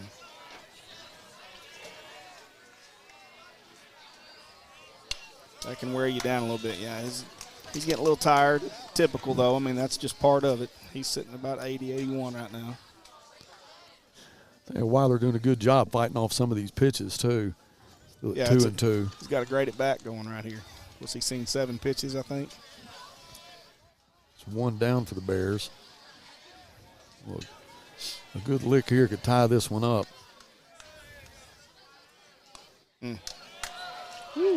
That's close. Had to be up a little bit. Yeah, went the Grizzlies' way. Full count now. Dr. Morawski, how old were you when you started playing the guitar? 16. Actually 16. Got my first electric when I was 16. Been playing ever since. Jones struck him out. Am I allowed to do plugs? Now batting. Can I do plugs on here? Absolutely. Go ahead. Our my little band's playing at La Huerta on Saturday night. Oh, really? So, yeah. Oh, it's a benefit for the Diaper Dandies. Yeah. So there you go. Awesome. So come on out. Check us out. The La Huerta downtown. Okay. Downtown, outside. So got you. hopefully the weather will agree with us. You know, right now everything looks pretty good through Sunday. We're definitely taking advantage of it in the construction business. Yeah. We need a little bit of that. Yes, had some sir. rain, had cold. Oh, man. And we fought deliveries, you know, for a couple of years now. That seems to be back in order, but then you got to fight the weather. There's a chopper in a second. It's Cravens, and Cravens will throw him out, but that was not any easy chore there as Kai Perkins hit the burners trying to get to first base, but it'll still be 4-3 after 4, so we'll take a break and come back with the top of the 5th. Stay with us. Sawyer's is about more than sunrooms, patios, and home improvement. For over 30 years, we've been about people, about our community, about you. We make quality products affordable so you can focus on making memories with those who matter most. We bring our passion for great craftsmanship and take pride in the work we do so you can count on it lasting a lifetime. Give us a call today and see the difference we can make for you. Sabor Azteca is bringing authentic Mexican flavor to Fort Smith. Experience the taste of delicious homemade dishes made from scratch just for you. Enjoy your favorites with our delicious fajitas, tacos, and more, cooked by friendly people who make it authentic. Visit Sabor Azteca Mexican restaurant and taste it for yourself.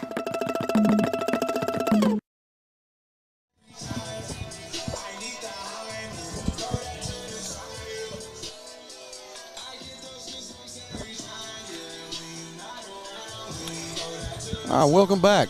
Bears had an opportunity there. Had Taylor at second base, and boy, just did everything we knew to do to get him in. Just, hey, good pitching by Ty Jones.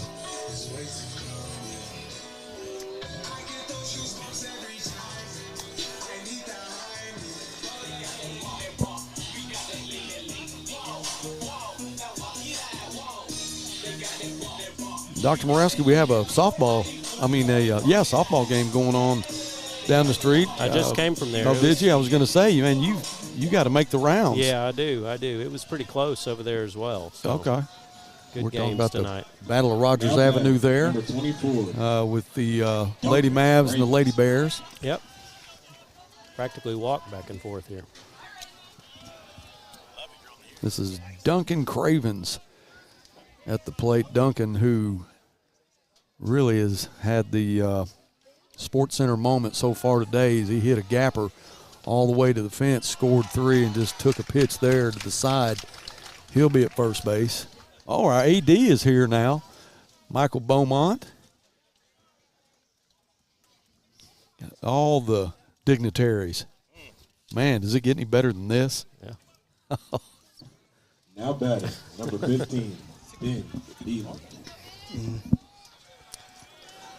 Yeah, it's been back and forth. Beelan, right fielder for the Mavs.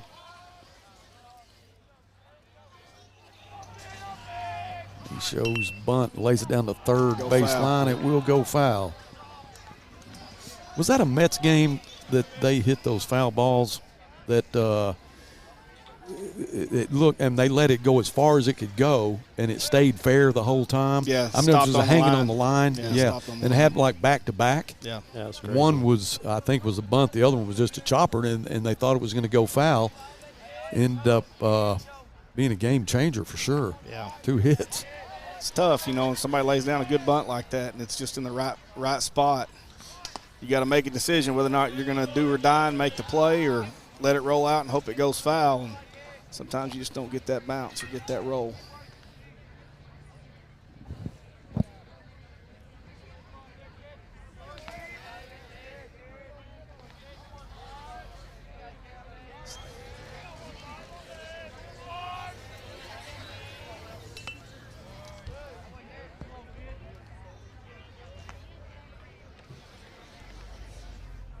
All right, Cravens at first.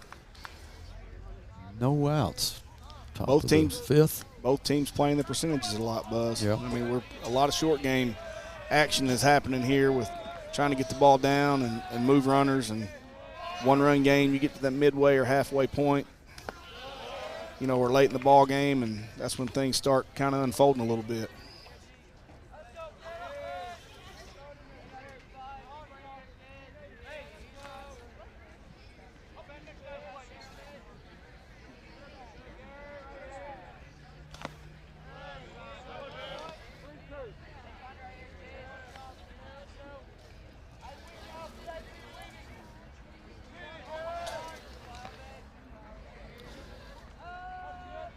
The flag that's usually up right center is Cravens will go to second and Beelan will go to first. Is they take it down somewhere about 6 o'clock. So, but as right now, I don't feel like there's any wind. No, there's not at all. But we have nothing to gauge that on. There's one right here on the side of the hill, right here, but it's not moving. Yeah. So pretty still. There's not much going on right now. Well, Coach Hankins will go back to the mound.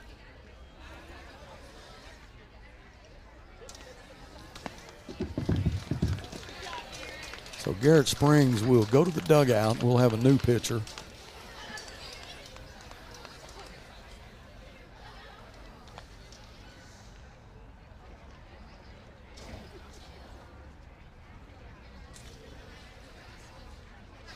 Max Howerton.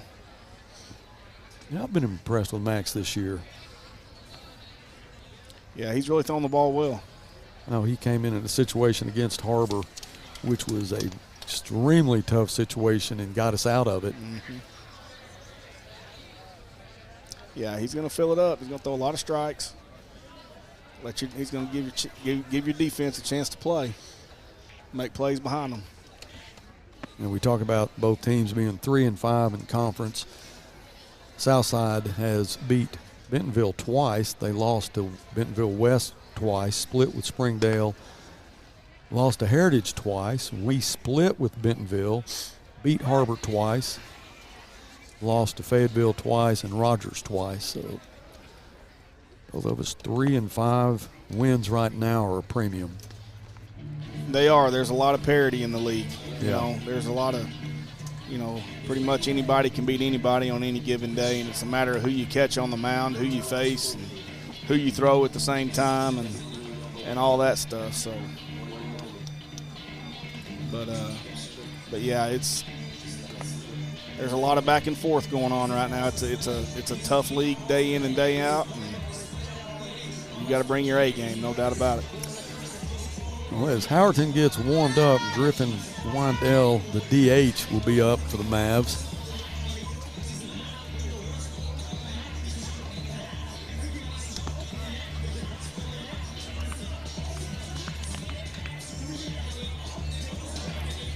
One thing that's going to help the hitters a lot right now, Buzz, is the shade is gone from the mound to home plate. Yeah.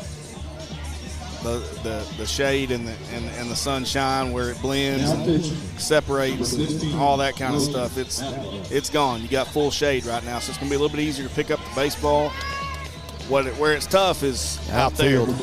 Outfield, and anything that goes straight up, you got to do a great job of fighting it off. You either got to have a great pair of Oakleys. I was getting ready to say that. Or you better get that glove up, one or the other. If your parents are able to get you that those Oakleys that will definitely come in handy when you play at Grizzly Field. That's right. And they do make a big difference.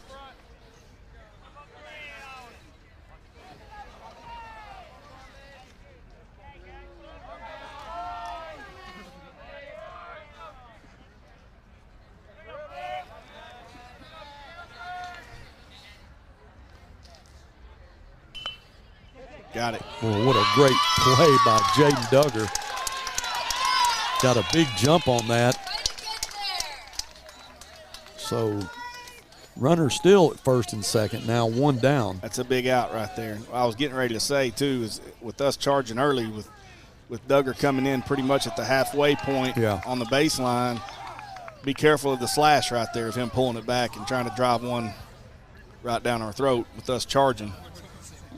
Creates holes on the infield, but that's how you got to play it. You got to take that chance.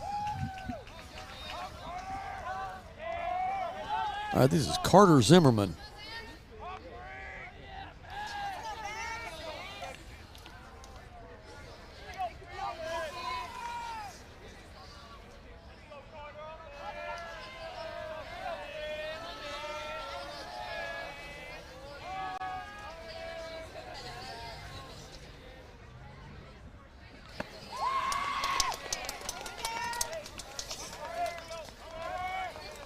Carter is one of Southside's quarterbacks. Outstanding athlete. His dad's a good friend of mine. We played college ball together at Arkansas Tech. Brandon Zimmerman, shelter guy here in town, Shelter Insurance. Great guy. Brandon was a pitcher in college. He could let it go, too. He was a good one. Shot down the right field line. It'll be foul. Calderera was on his horse trying to get to it, but that is foul. 0-2.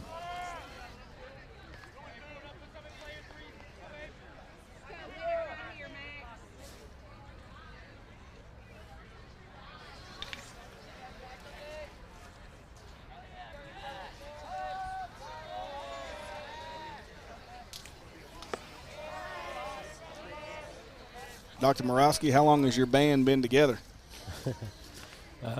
Just a few years now. Yeah. So we've been a few guys from work and one guy not from work. Just having fun. No tour plans. No tour plans. No tour being requested either, but you don't need a lead singer. Hey, you never know. Safe to say that I read the other day where Motley Crue's fighting. Yeah, exactly. They're after each other. Mick Mars is suing the band. They've been together for 50 years, so there won't be any of that going on. Is that what you're saying? No, there's no trouble there. Oh, my goodness, what a play by Will Rollins. Makes the stab, forces the out at third, throws him out at first. We're out of it. Still 4-3. Will Rollins now owns the Sports Center play of the day. Wow. Coach, he doesn't get a whole lot better than that. No, it was a great play. Caught it clean. And, I tell you, if just being a baseball guy looking at it, you feel bad for Carter Zimmerman right there because he did everything right.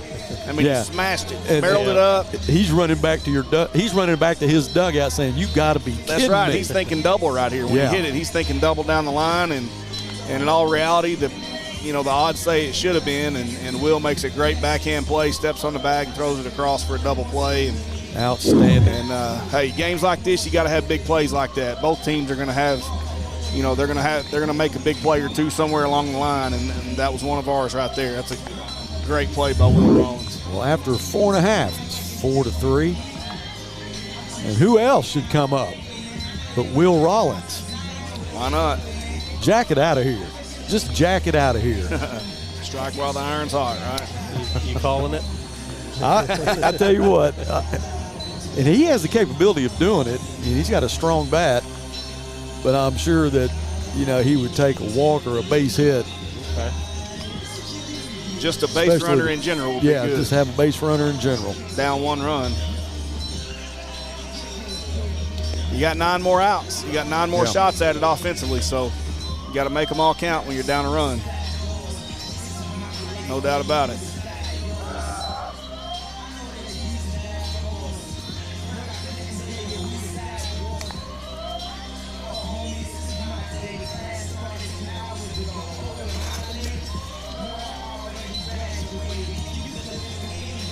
Ty's pitch count is now. When it pops up here. Number 20, Will Rowan.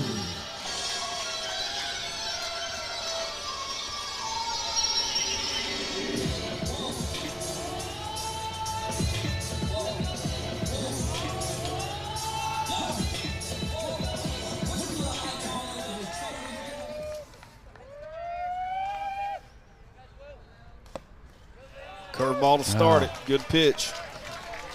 Something a little different. This is Will's 3rd time through the lineup, so you know it's a good time for Ty to start maybe trying to pitch us backwards a little bit, see something different early in the count. Yeah, he had a strikeout and a walk. Boy, it's a shot into left field. Throws me another curveball. He saw it, put a barrel on it. Hung a little bit, Coach, and he popped it. He did. Ty Jones is sitting at 71 pitches right now too, so you got to think that kind of where he's been, he's got to be getting close to some kind of a limit or a pitch count on where he's been because of his injury that he's overcome. Eli Calderera. Got the right guys up at the right time. Got the tie and run at first. Swing and a miss. Boy, he liked the pitch. Yeah. Took a big swing at it. Good hack right there. Good swing.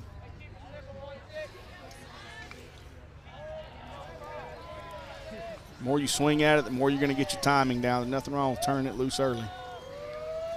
0-1 to Calderera. Popped that one up. That was a good pitch. Got him swinging a fastball early and pulls a string and throws him a changeup. Now he's got him 0-2.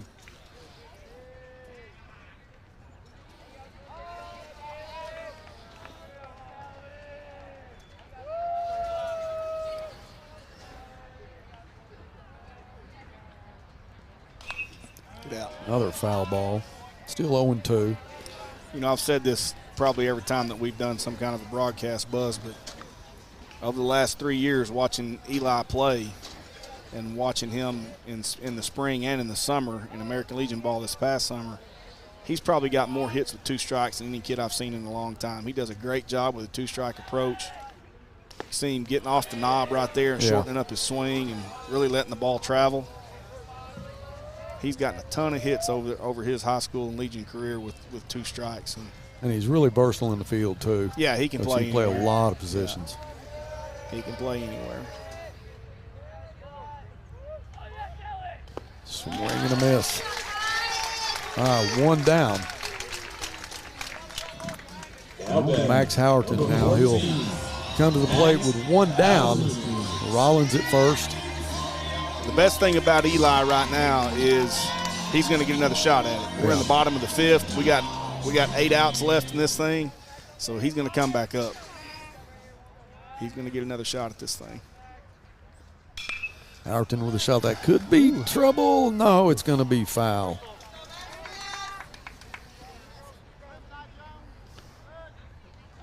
You got Beelan in right field, and Ben, he's a great athlete, and but again, he's looking into that sun too. Mm-hmm.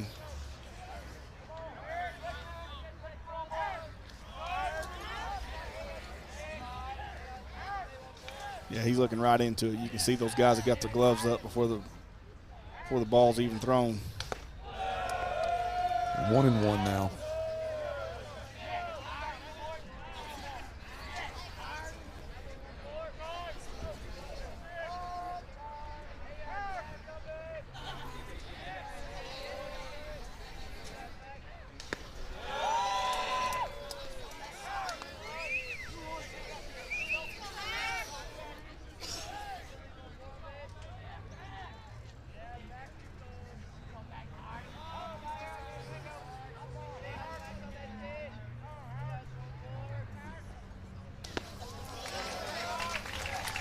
One and two.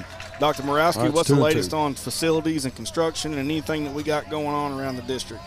Well, we've shut down the Vision 2023, all those major projects, but we have other good things going on related to HVAC projects, indoor air quality kind of things.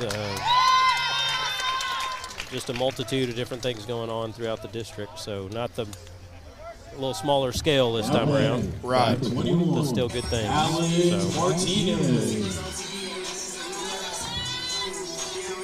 Rollins was thrown out at second. Played by Jackson Pruitt at shortstop. Howard beat the throw to first. So Good two job. down. Good job by Martinez Max at bat. getting down the line right there. That was a good job. Yeah, he did a good job outrunning that. District our size, Dr. Morawski, it never ends, does it? It's always something, right? It does, yeah, for sure. Excited next year we're going to be starting a construction tech program out at Peak, so that's it's been something that's been wanted for a long time. So more opportunities for our kids, so. It's a great thing.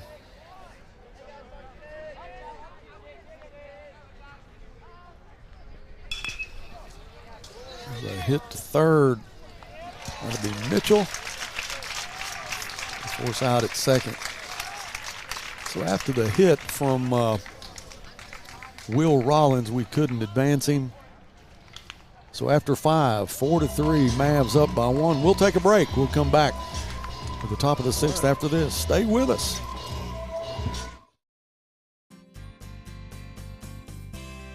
For the consumer, I think it's maybe one of the best times in history, at least in my experience, it's the best time that I've seen. The pre-owned business is definitely changing. Probably the best time as far as ease that we've seen in the car business. Transaction between the salesman and the customer is so much easier. The coolest thing about our pre-owned stores to me is hearing what they say about going there. Come see us at Clay Maxey Premium Pre-Owned in Fort Smith and in Tawnytown. Northside High School invites you to help pave the way in the Legacy Walk. All former or current students, players, friends, families, faculty, administration, community leaders, and businesses are invited to become a permanent part of its campus. Have your own personalization engraved on a 4x8 brick to be installed in front of the new arena. Honor a loved one, a teacher, a coach, your graduating class, or even advertise an organization or business. Support Northside and become a part of the campus for years to come. Stop by the Grizzly Gear Shop and order yours today.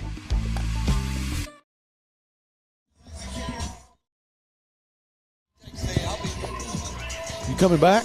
Yeah, I'll come back.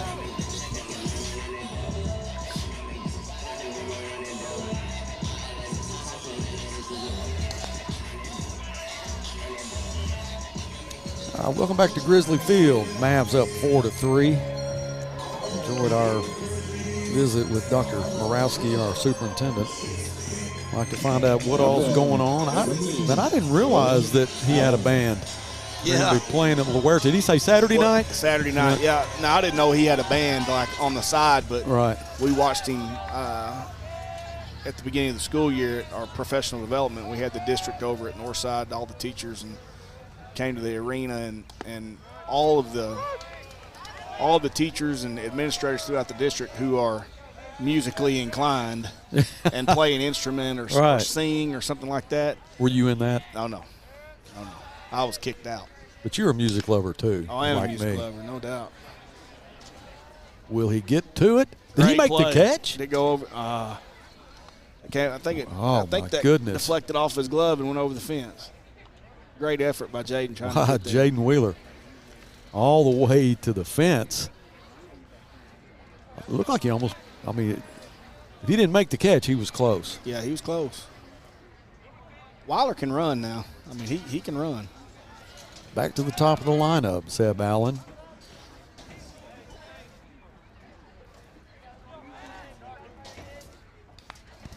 But back to what we're talking about at the beginning of the school year with all the teachers and administrators who were playing an instrument or singing or whatever, and they did it in front of the whole district, and there was a lot of talent. Yeah. Oh, I bet. It was really neat. And the cool thing is that talent you didn't know anything about. That's right.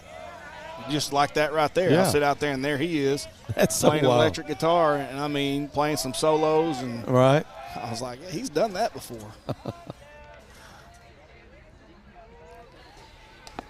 And I think that Greg Squirrel is a Northside graduate. He is 88. Yep. He told me 88. Max will strike out Zeb Allen. 1 down for the Mavs. And we're in the top of the 6th. 6 outs left now for the Grizzlies.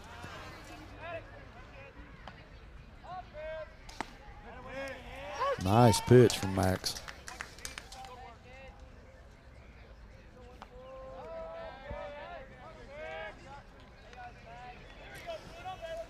Jackson Pruitt at the plate. 0-1.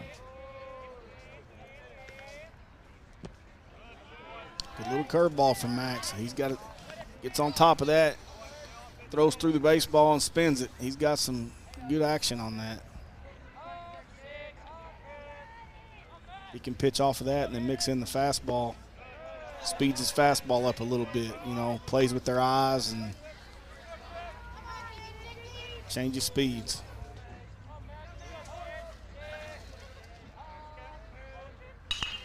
A shot into center field. That'll be a base hit. Andrew Taylor will. Good swing by Pruitt right there. Now batting, 17, David Swartz. The worst thing about this situation is we're down 1 and Sorg's up, and the wind is no longer blowing in. Yeah. So, yep, a lot of things working against you right here. Yeah, you want to do a good job of mixing it up and getting on top of, getting ahead early right here. I don't think that I would throw him anything straight until I get, unless I was to fall behind on the count or whatever. Yeah, he doubled his last time at bat. Yeah. Start him off with a curveball, fastball.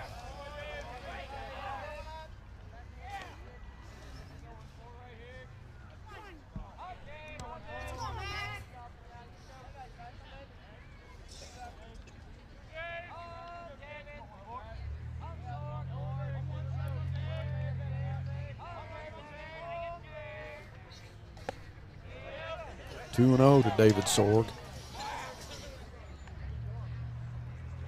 Sorg, who rounded first last time at bat, was in a collision with Jaden Duggar and shook him up a little bit. But he shook it off, went back to second base. Yeah, I think he thought that hit him. Nice pitch from Max, 2-1. 1 down with Jackson Pruitt at first base. That goes back to what we're talking about is first and second at bat with Sorg is, you know, elevated fastball in the zone. The velocity isn't getting in mind, but Sorg's, he's a great low ball hitter.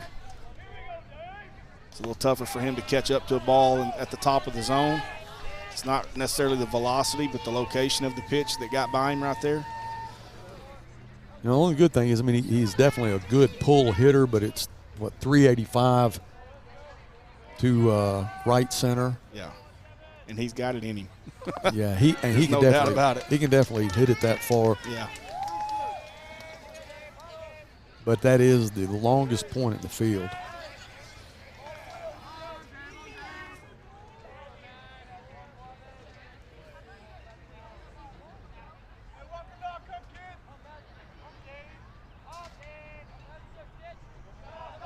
There goes Pruitt. Easily would have gotten to second base, but it is a walk. 1 down now. Runners at first and second. Yeah, we've got to do a better job of managing the run game right there and holding runners and communicating. Now, It's one of those deals where you got to tell him to step off, and you got a chance for a free out right there. Yeah. And you need to take advantage of that in a game like this. Luke Jackson, the catcher.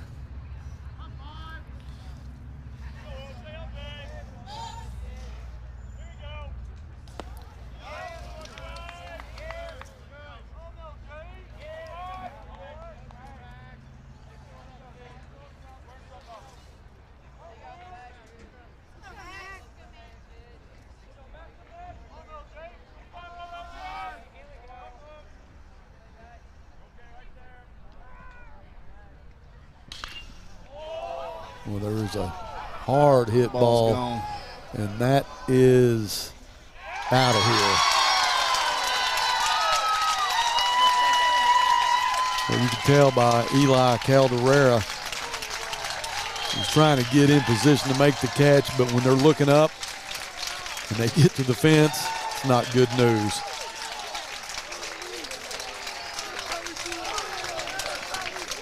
Nice lick from Luke Jackson. A 2-on, 3-run homer makes it 7-3 now. Still just 1 down. It's Ty Jones at the plate. It's a good swing. I mean, yeah, Max he got threw, all of it. Yeah, he did. He threw it on the inner third, and Luke's also a good low ball hitter, being a left-handed hitter. That ball's at his knees, and he did a good job of getting the barrel on it right there. It was a good swing.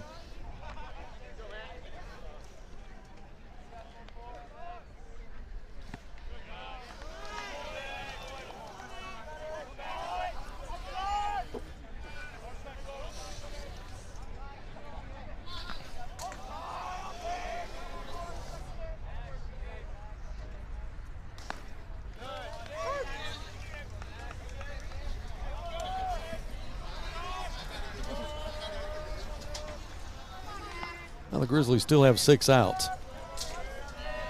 Down 7-3, 1-2.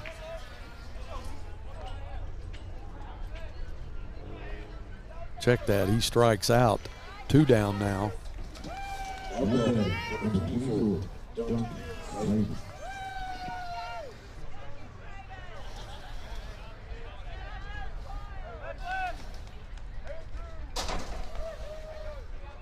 Second baseman Duncan Cravens had a big hit back in the 3rd inning. Hit in the gap to the fence. Between center and right, scored 3 runs. That's what got the Mavs started. You know, the biggest difference in this game has been. That was a hard hit ball just off the glove of Jaden Duggar. The biggest difference in this game has been the walks. That's been the biggest difference. That's Southside's 5th hit right there. So it's not like they're double digits in hits or anything like that right now. It's about what we expected before the game, but we got to get it going ourselves. Ben Beelan up with 2 down. Cravens at first. We're sitting here with 7 hits. Southside's got 5 through the top of the 6th. We're down 4 runs. And we're down 4 runs, so.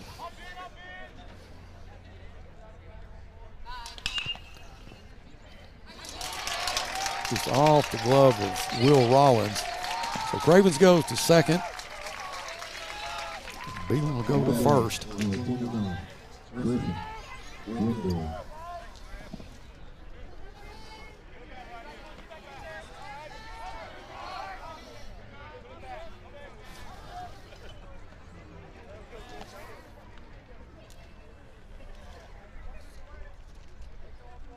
The DH Wandell now up.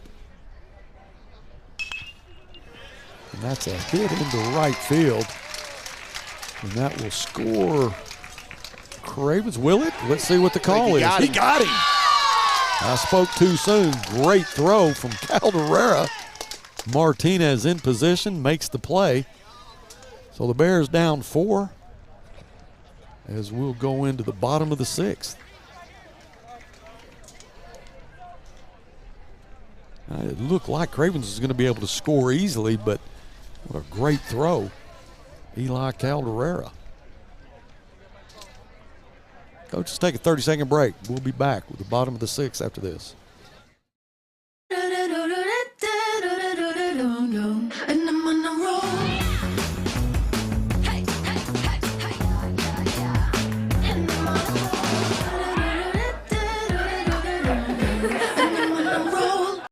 Hey, Chief, which weighs more, meatloaf or steak? Steak. Ham or turkey?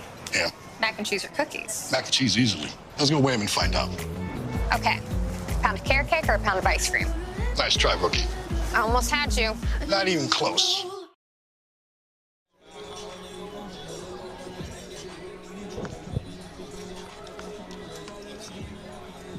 Jaden Duggar will come up for the Bears.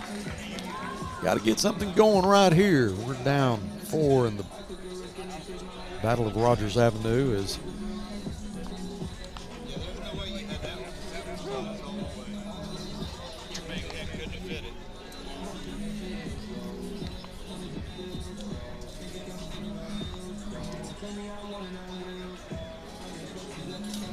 David Little is checked in.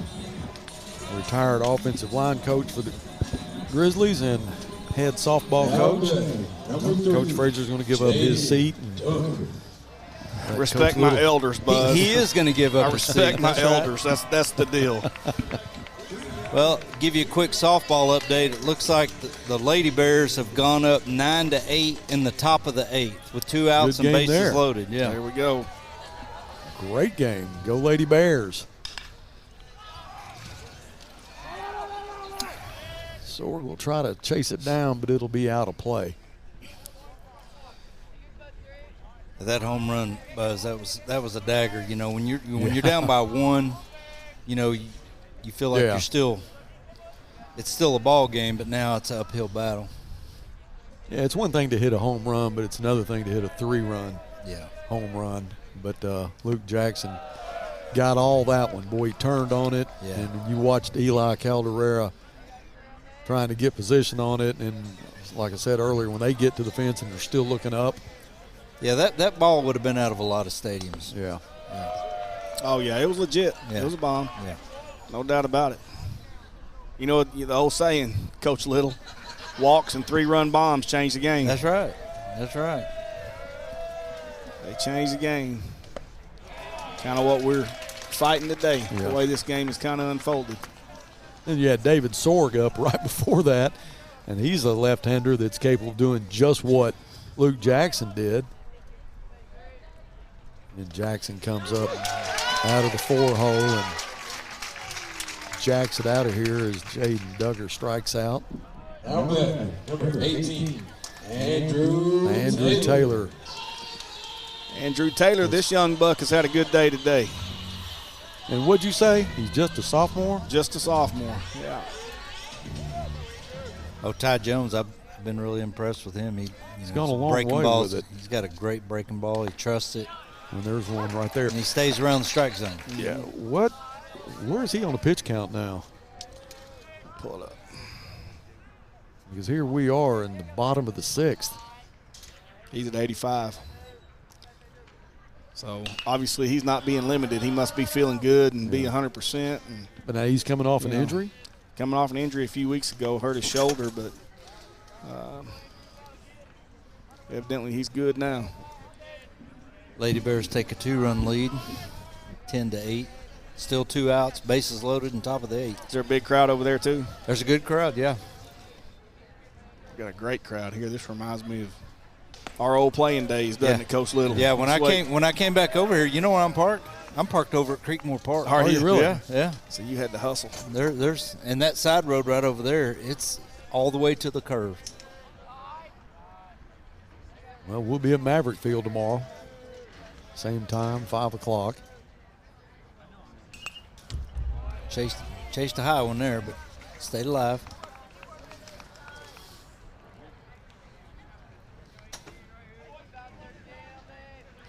So let me ask you this, Coach Frazier. When did they change the high school rule where in extra innings you don't start with a runner on second? Is this the first year that they've changed that? International rules? Yeah. I don't remember them doing it in high school baseball. They did it in softball, I think. But in baseball, I don't recall them doing it. When I coached baseball, we did it. Of course, that was, a century ago, but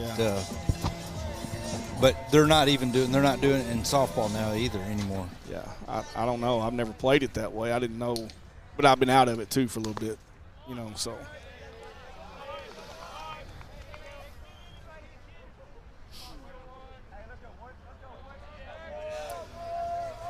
Taylor struck out. 2 down for the Bears now. Mason Kincannon. Hopefully we can get something going here. We'll be down to 3 outs.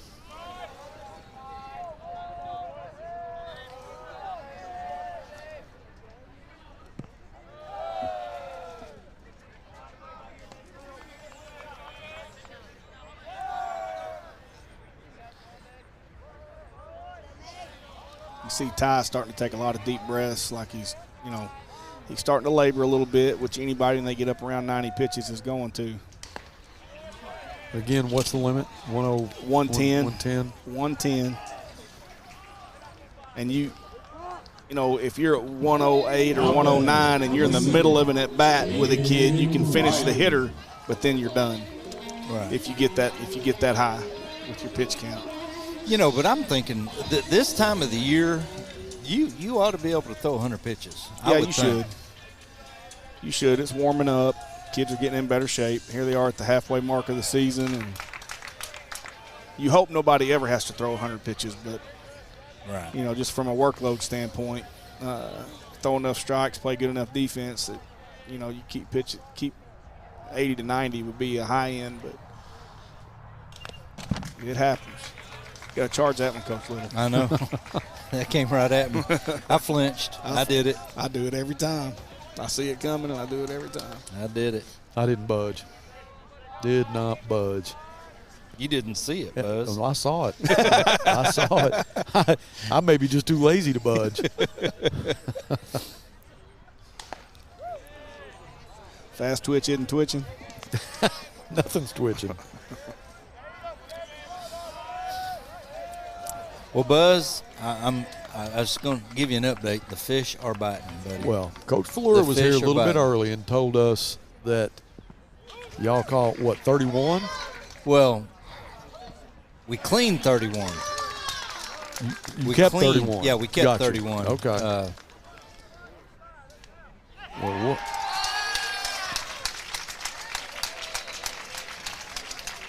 They're saying that he was in the base pass. Yes. Well, that'll be the end of 6. But the throw took him outside. I don't quite agree with that. 7-3 after 6. Stay with us. We'll be back. 7th inning right after this.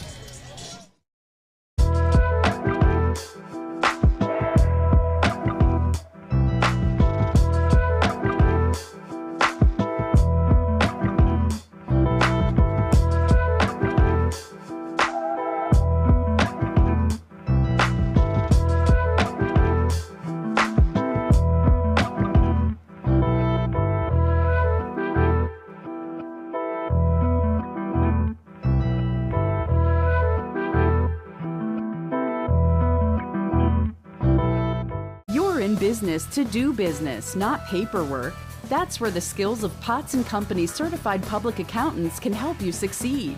Trust the experienced professionals of Potts & Company for tax preparation, bookkeeping, and other business services. Using QuickBooks for your operations? They're QuickBooks experts. The Potts & Company team can help you establish, organize, and optimize your QuickBooks for utmost effectiveness. Visit pottscpa.com to learn more. We'll have to catch him either today or tomorrow. All right, welcome back. Here we are in the top of the 7th. Yeah. As Daryl Stovall walks up, I talked to him Sunday, and I said, I need to get you on a headset for the here we go. All right, we got him now. Daryl Stovall. Daryl, what do you think about the Battle of Rogers Avenue? Oh, it's a good game. Got here when it was 2-0, and now it's 7-3. Is it kind of what you thought? Well, I know Northside's young, but, Ben's coaching Coach Stovall. Yeah. So I follow them a little bit, but they've got a lot of upperclassmen Isn't that out weird there. calling you kid, Yeah. Coach Stovall? Yeah, it is. I was kind of disappointed in the starting pitcher couldn't seem to find the plate. Yeah. But I was hoping to see him pitch a little longer. If he's on, everything's different. Yeah. But this Jones boy, isn't that who's pitching for Southside? Is that? Oh, he's done great. He's Ty Jones. Good, great game. He was up over 80 pitches. Throwing strikes. Yeah. He's not real overpowering, but he's got a lot of control. Yeah. Done a great job. And, boy, there's a shot into left field, and that will be a fair ball. That is Blake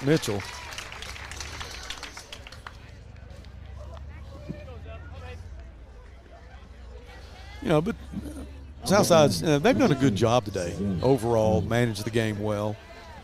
But you have a big hit from Luke Jackson, and then also you had a huge hit from Duncan Cravens. Yeah. Earlier in the game that scored 3 runs. Yeah, it was bases loaded. Yeah.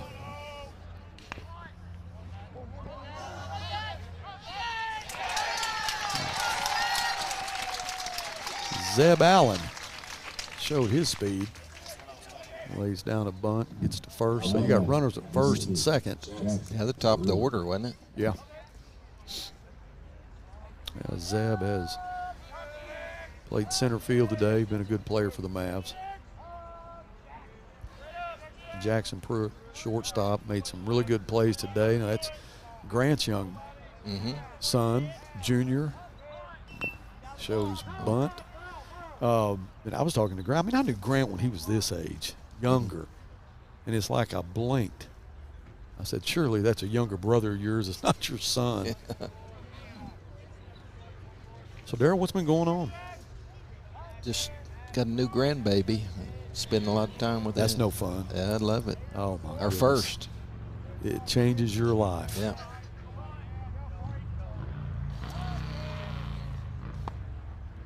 See Jaden Duggar cheating in, saw him make a good play earlier. Yeah, that's a great job by Zeb Allen.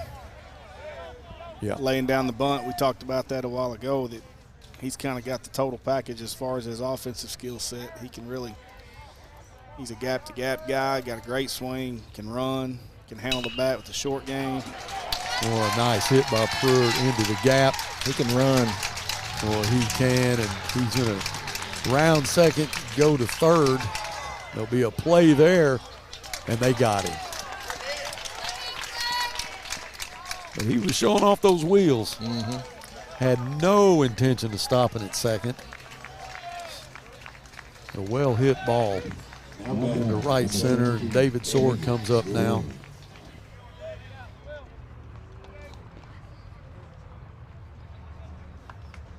One down for the Mavs.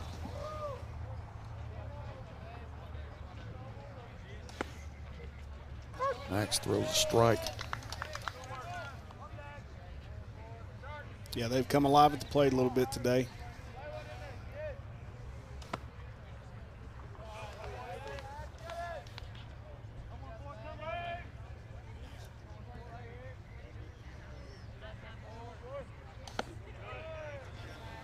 Two and one. That ball that Jackson hit earlier, I hadn't seen too many balls go over that right field fence. No, and all the years I've been out here watching. Yeah, that was a stab there. You know, you thought Sword was going to do it because he has the ability to hit it out at 385. I mean, he's just got a lot of bat speed, and I know that Luke Jackson has the ability to do it, but to hit it, I mean, it was just a bomb. Right. And we were talking about Eli going, just trying to get position to make a catch, and he's still looking up with his back against the fence.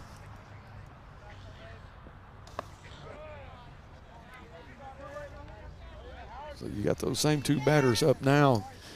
Jackson on deck, just one down.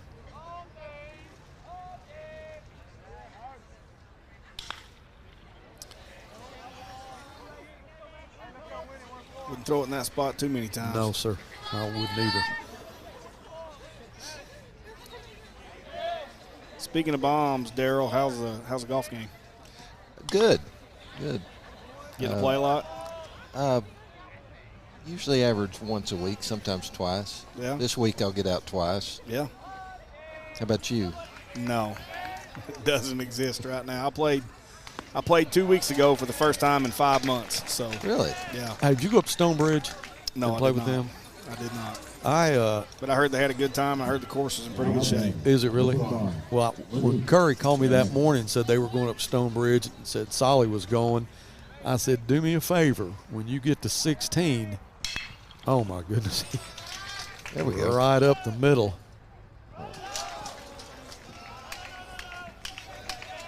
So Luke Jackson with another hard hit for a single. But I told him to tell Solly, when you get on 16T, make him aim way left. because I've got a sunroom built, and it's right in the firing range, and it's a beautiful sunroom that if you're a right-hander and you cut it very hard, I got a good chance of having to replace some glass. There you go.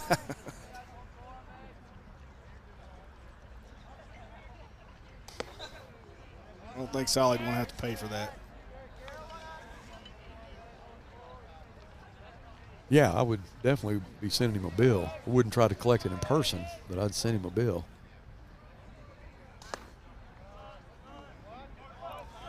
Yeah, Daryl, when I played a couple of weeks ago for the first time in almost 5 months, I barely got out of bed for a week.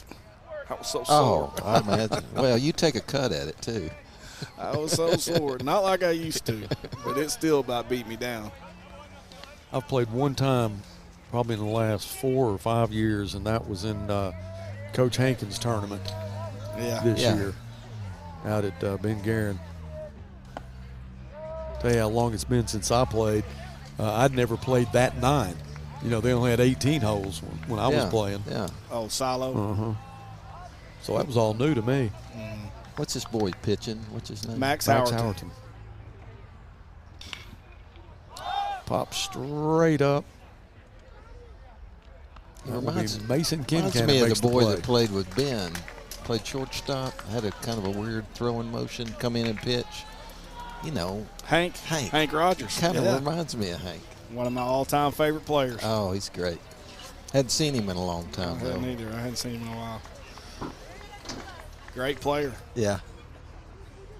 He could pick it at short, left-handed hitter. Yeah. And I've never seen anybody wear out balls over the shortstop's head like he did. Mm-hmm. Inside-out swing, and he would muscle that thing out there and just drop it between the shortstop and the left fielder like nobody I'd ever seen. Yeah. We got a new pitcher. I don't know who that is, though. Who is that? It's Carter Zimmerman. Okay. That's what it looks like, I think. It's Blake Mitchell. Is that Mitchell? Okay, I'm sorry. I couldn't see the number. Sorry. That's Mitchell. Mitchell. Okay.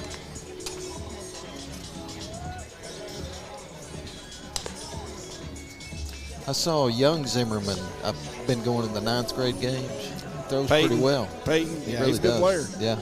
They're both good players. Yeah. Yeah.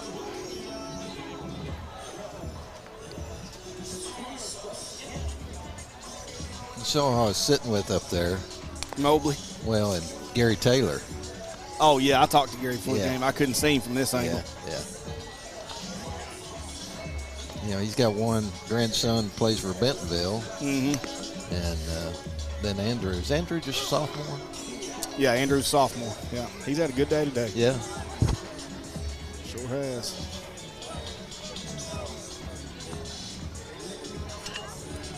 All right, Kyle Perkins is going to have to get us started. Coach, can we get 7 in the bottom of the 7th? Hey, it's baseball. Anything's possible. No doubt. One pitch at a time, one out at a time, one hitter at a time, see what happens. Biggest thing is get base runners right now. You're down 6 runs. You can't hit a 6-run home run. What? Just try to, I don't know if you knew that or not, but you can't. Just got to find a way to get on base. You know, Kyle's a good guy to do that. I mean, he's going to, like you talked about, he's going to put his toes on the plate, and like he's doing right here, he's 4 inches from the plate right there. Man. He's got his toes on the line.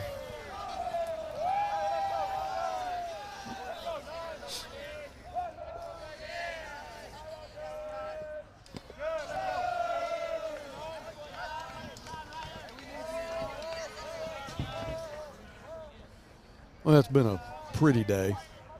I don't guess baseball weather gets any better than this. No, this is perfect right now.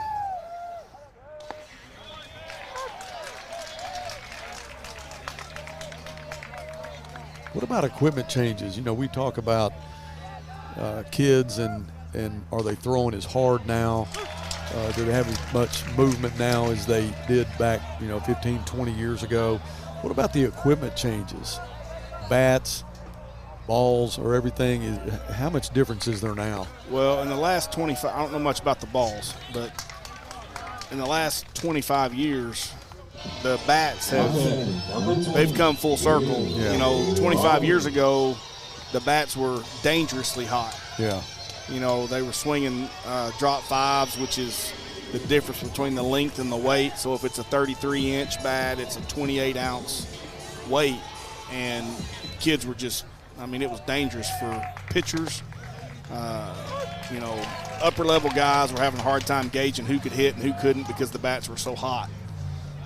Then they went to the BB Core bats where they really deadened them, and it was almost like hitting with a wood bat for kids at the high school and college level, and the numbers really went down offensively. And as far as the way the ball comes out, the BESR is the term that they use, the ball exit speed ratio, and they want to try to get, and I can't remember what the numbers are, but they want to try to get it at a certain number to make sure the bats are safe for everybody. And so they have specifications that they have for the bats nowadays, but they've come full circle and from being really hot to deadening them, and then now they're livening them back up where it's kind of a fair game for everybody now. But yeah, it's definitely different. Technology's different for baseball, for golf. You know, all that. So. Oh, good play. Good plays, a good swing by Will. You know, not much you can do about that. As frustrating as it is. Yeah, that was a fantastic play by Noah Brown, the third baseman for the Mavs. Hard hit. I mean, just a rocket down the third baseline, and Noah Brown. Great catch and a great throw. 2 down now. Calderera at the plate. Daryl, see, when we start the broadcast, I introduce Chad Frazier as as authority on baseball, our authority on baseball. I cannot ask him a question that he doesn't. I mean, I ask him about the equipment. Brother, you get a history. Yeah, I know it. You get up-to-date stuff. I mean, I'm telling you. I thought we're going to have to call timeout in the game. That's what I tell you what, one of the most fun things I have about broadcasting is having Coach Frazier here with all his knowledge. And the thing about it, he knows all these kids. Sure. Has seen them, you know, from the time they were little players up till now, and a lot of the ones that have gone on to, you know, to play college ball. Speaking of that, his own son. Well, he's got a guy coaching Southside that he coached.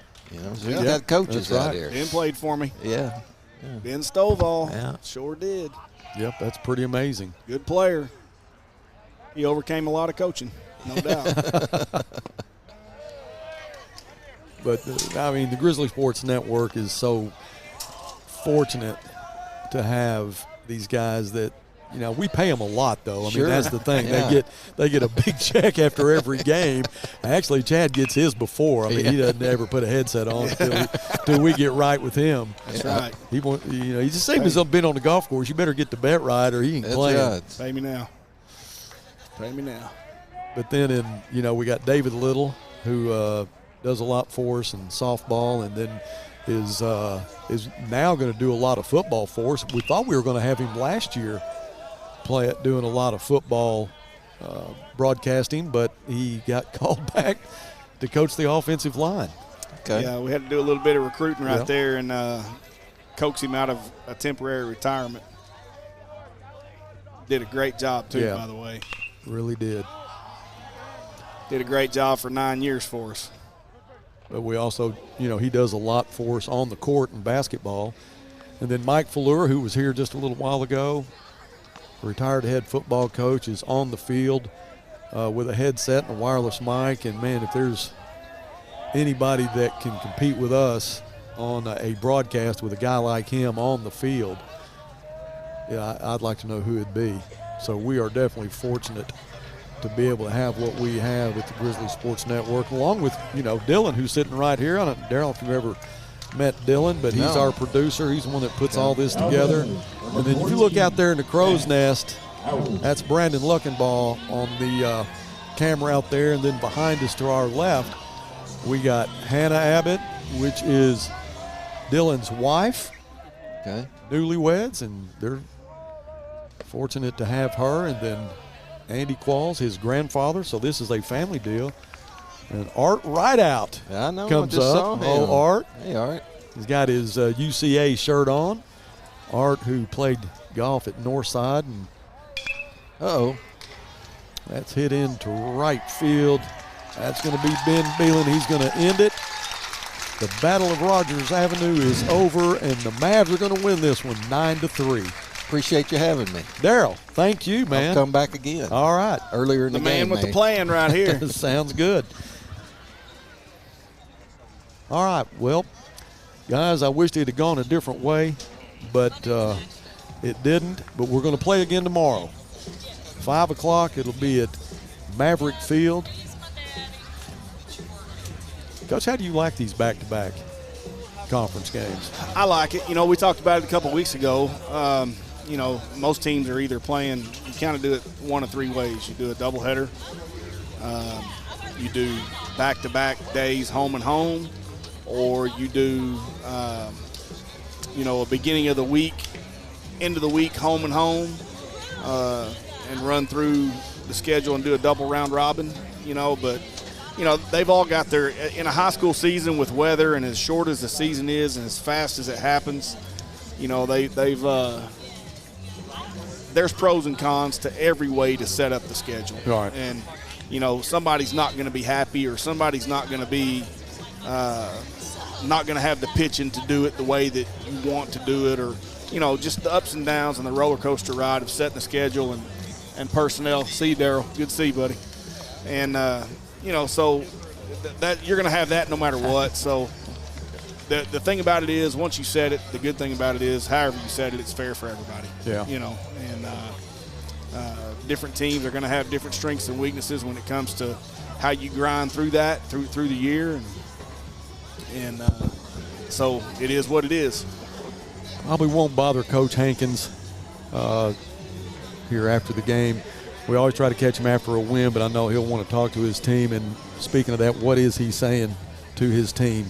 Well, what do you have to do, because you're going to play him again tomorrow? Yeah, you know, number one, throw strikes. That's right. Always, you know, defensively, that's rule number one. Throw strikes and you know, put yourself in a position where you get it going offensively, and, you know, take your approach. We came out of the gates with 3 or 4 hits in the first 2 or 3 innings, and put some pressure on them, and down 3-2.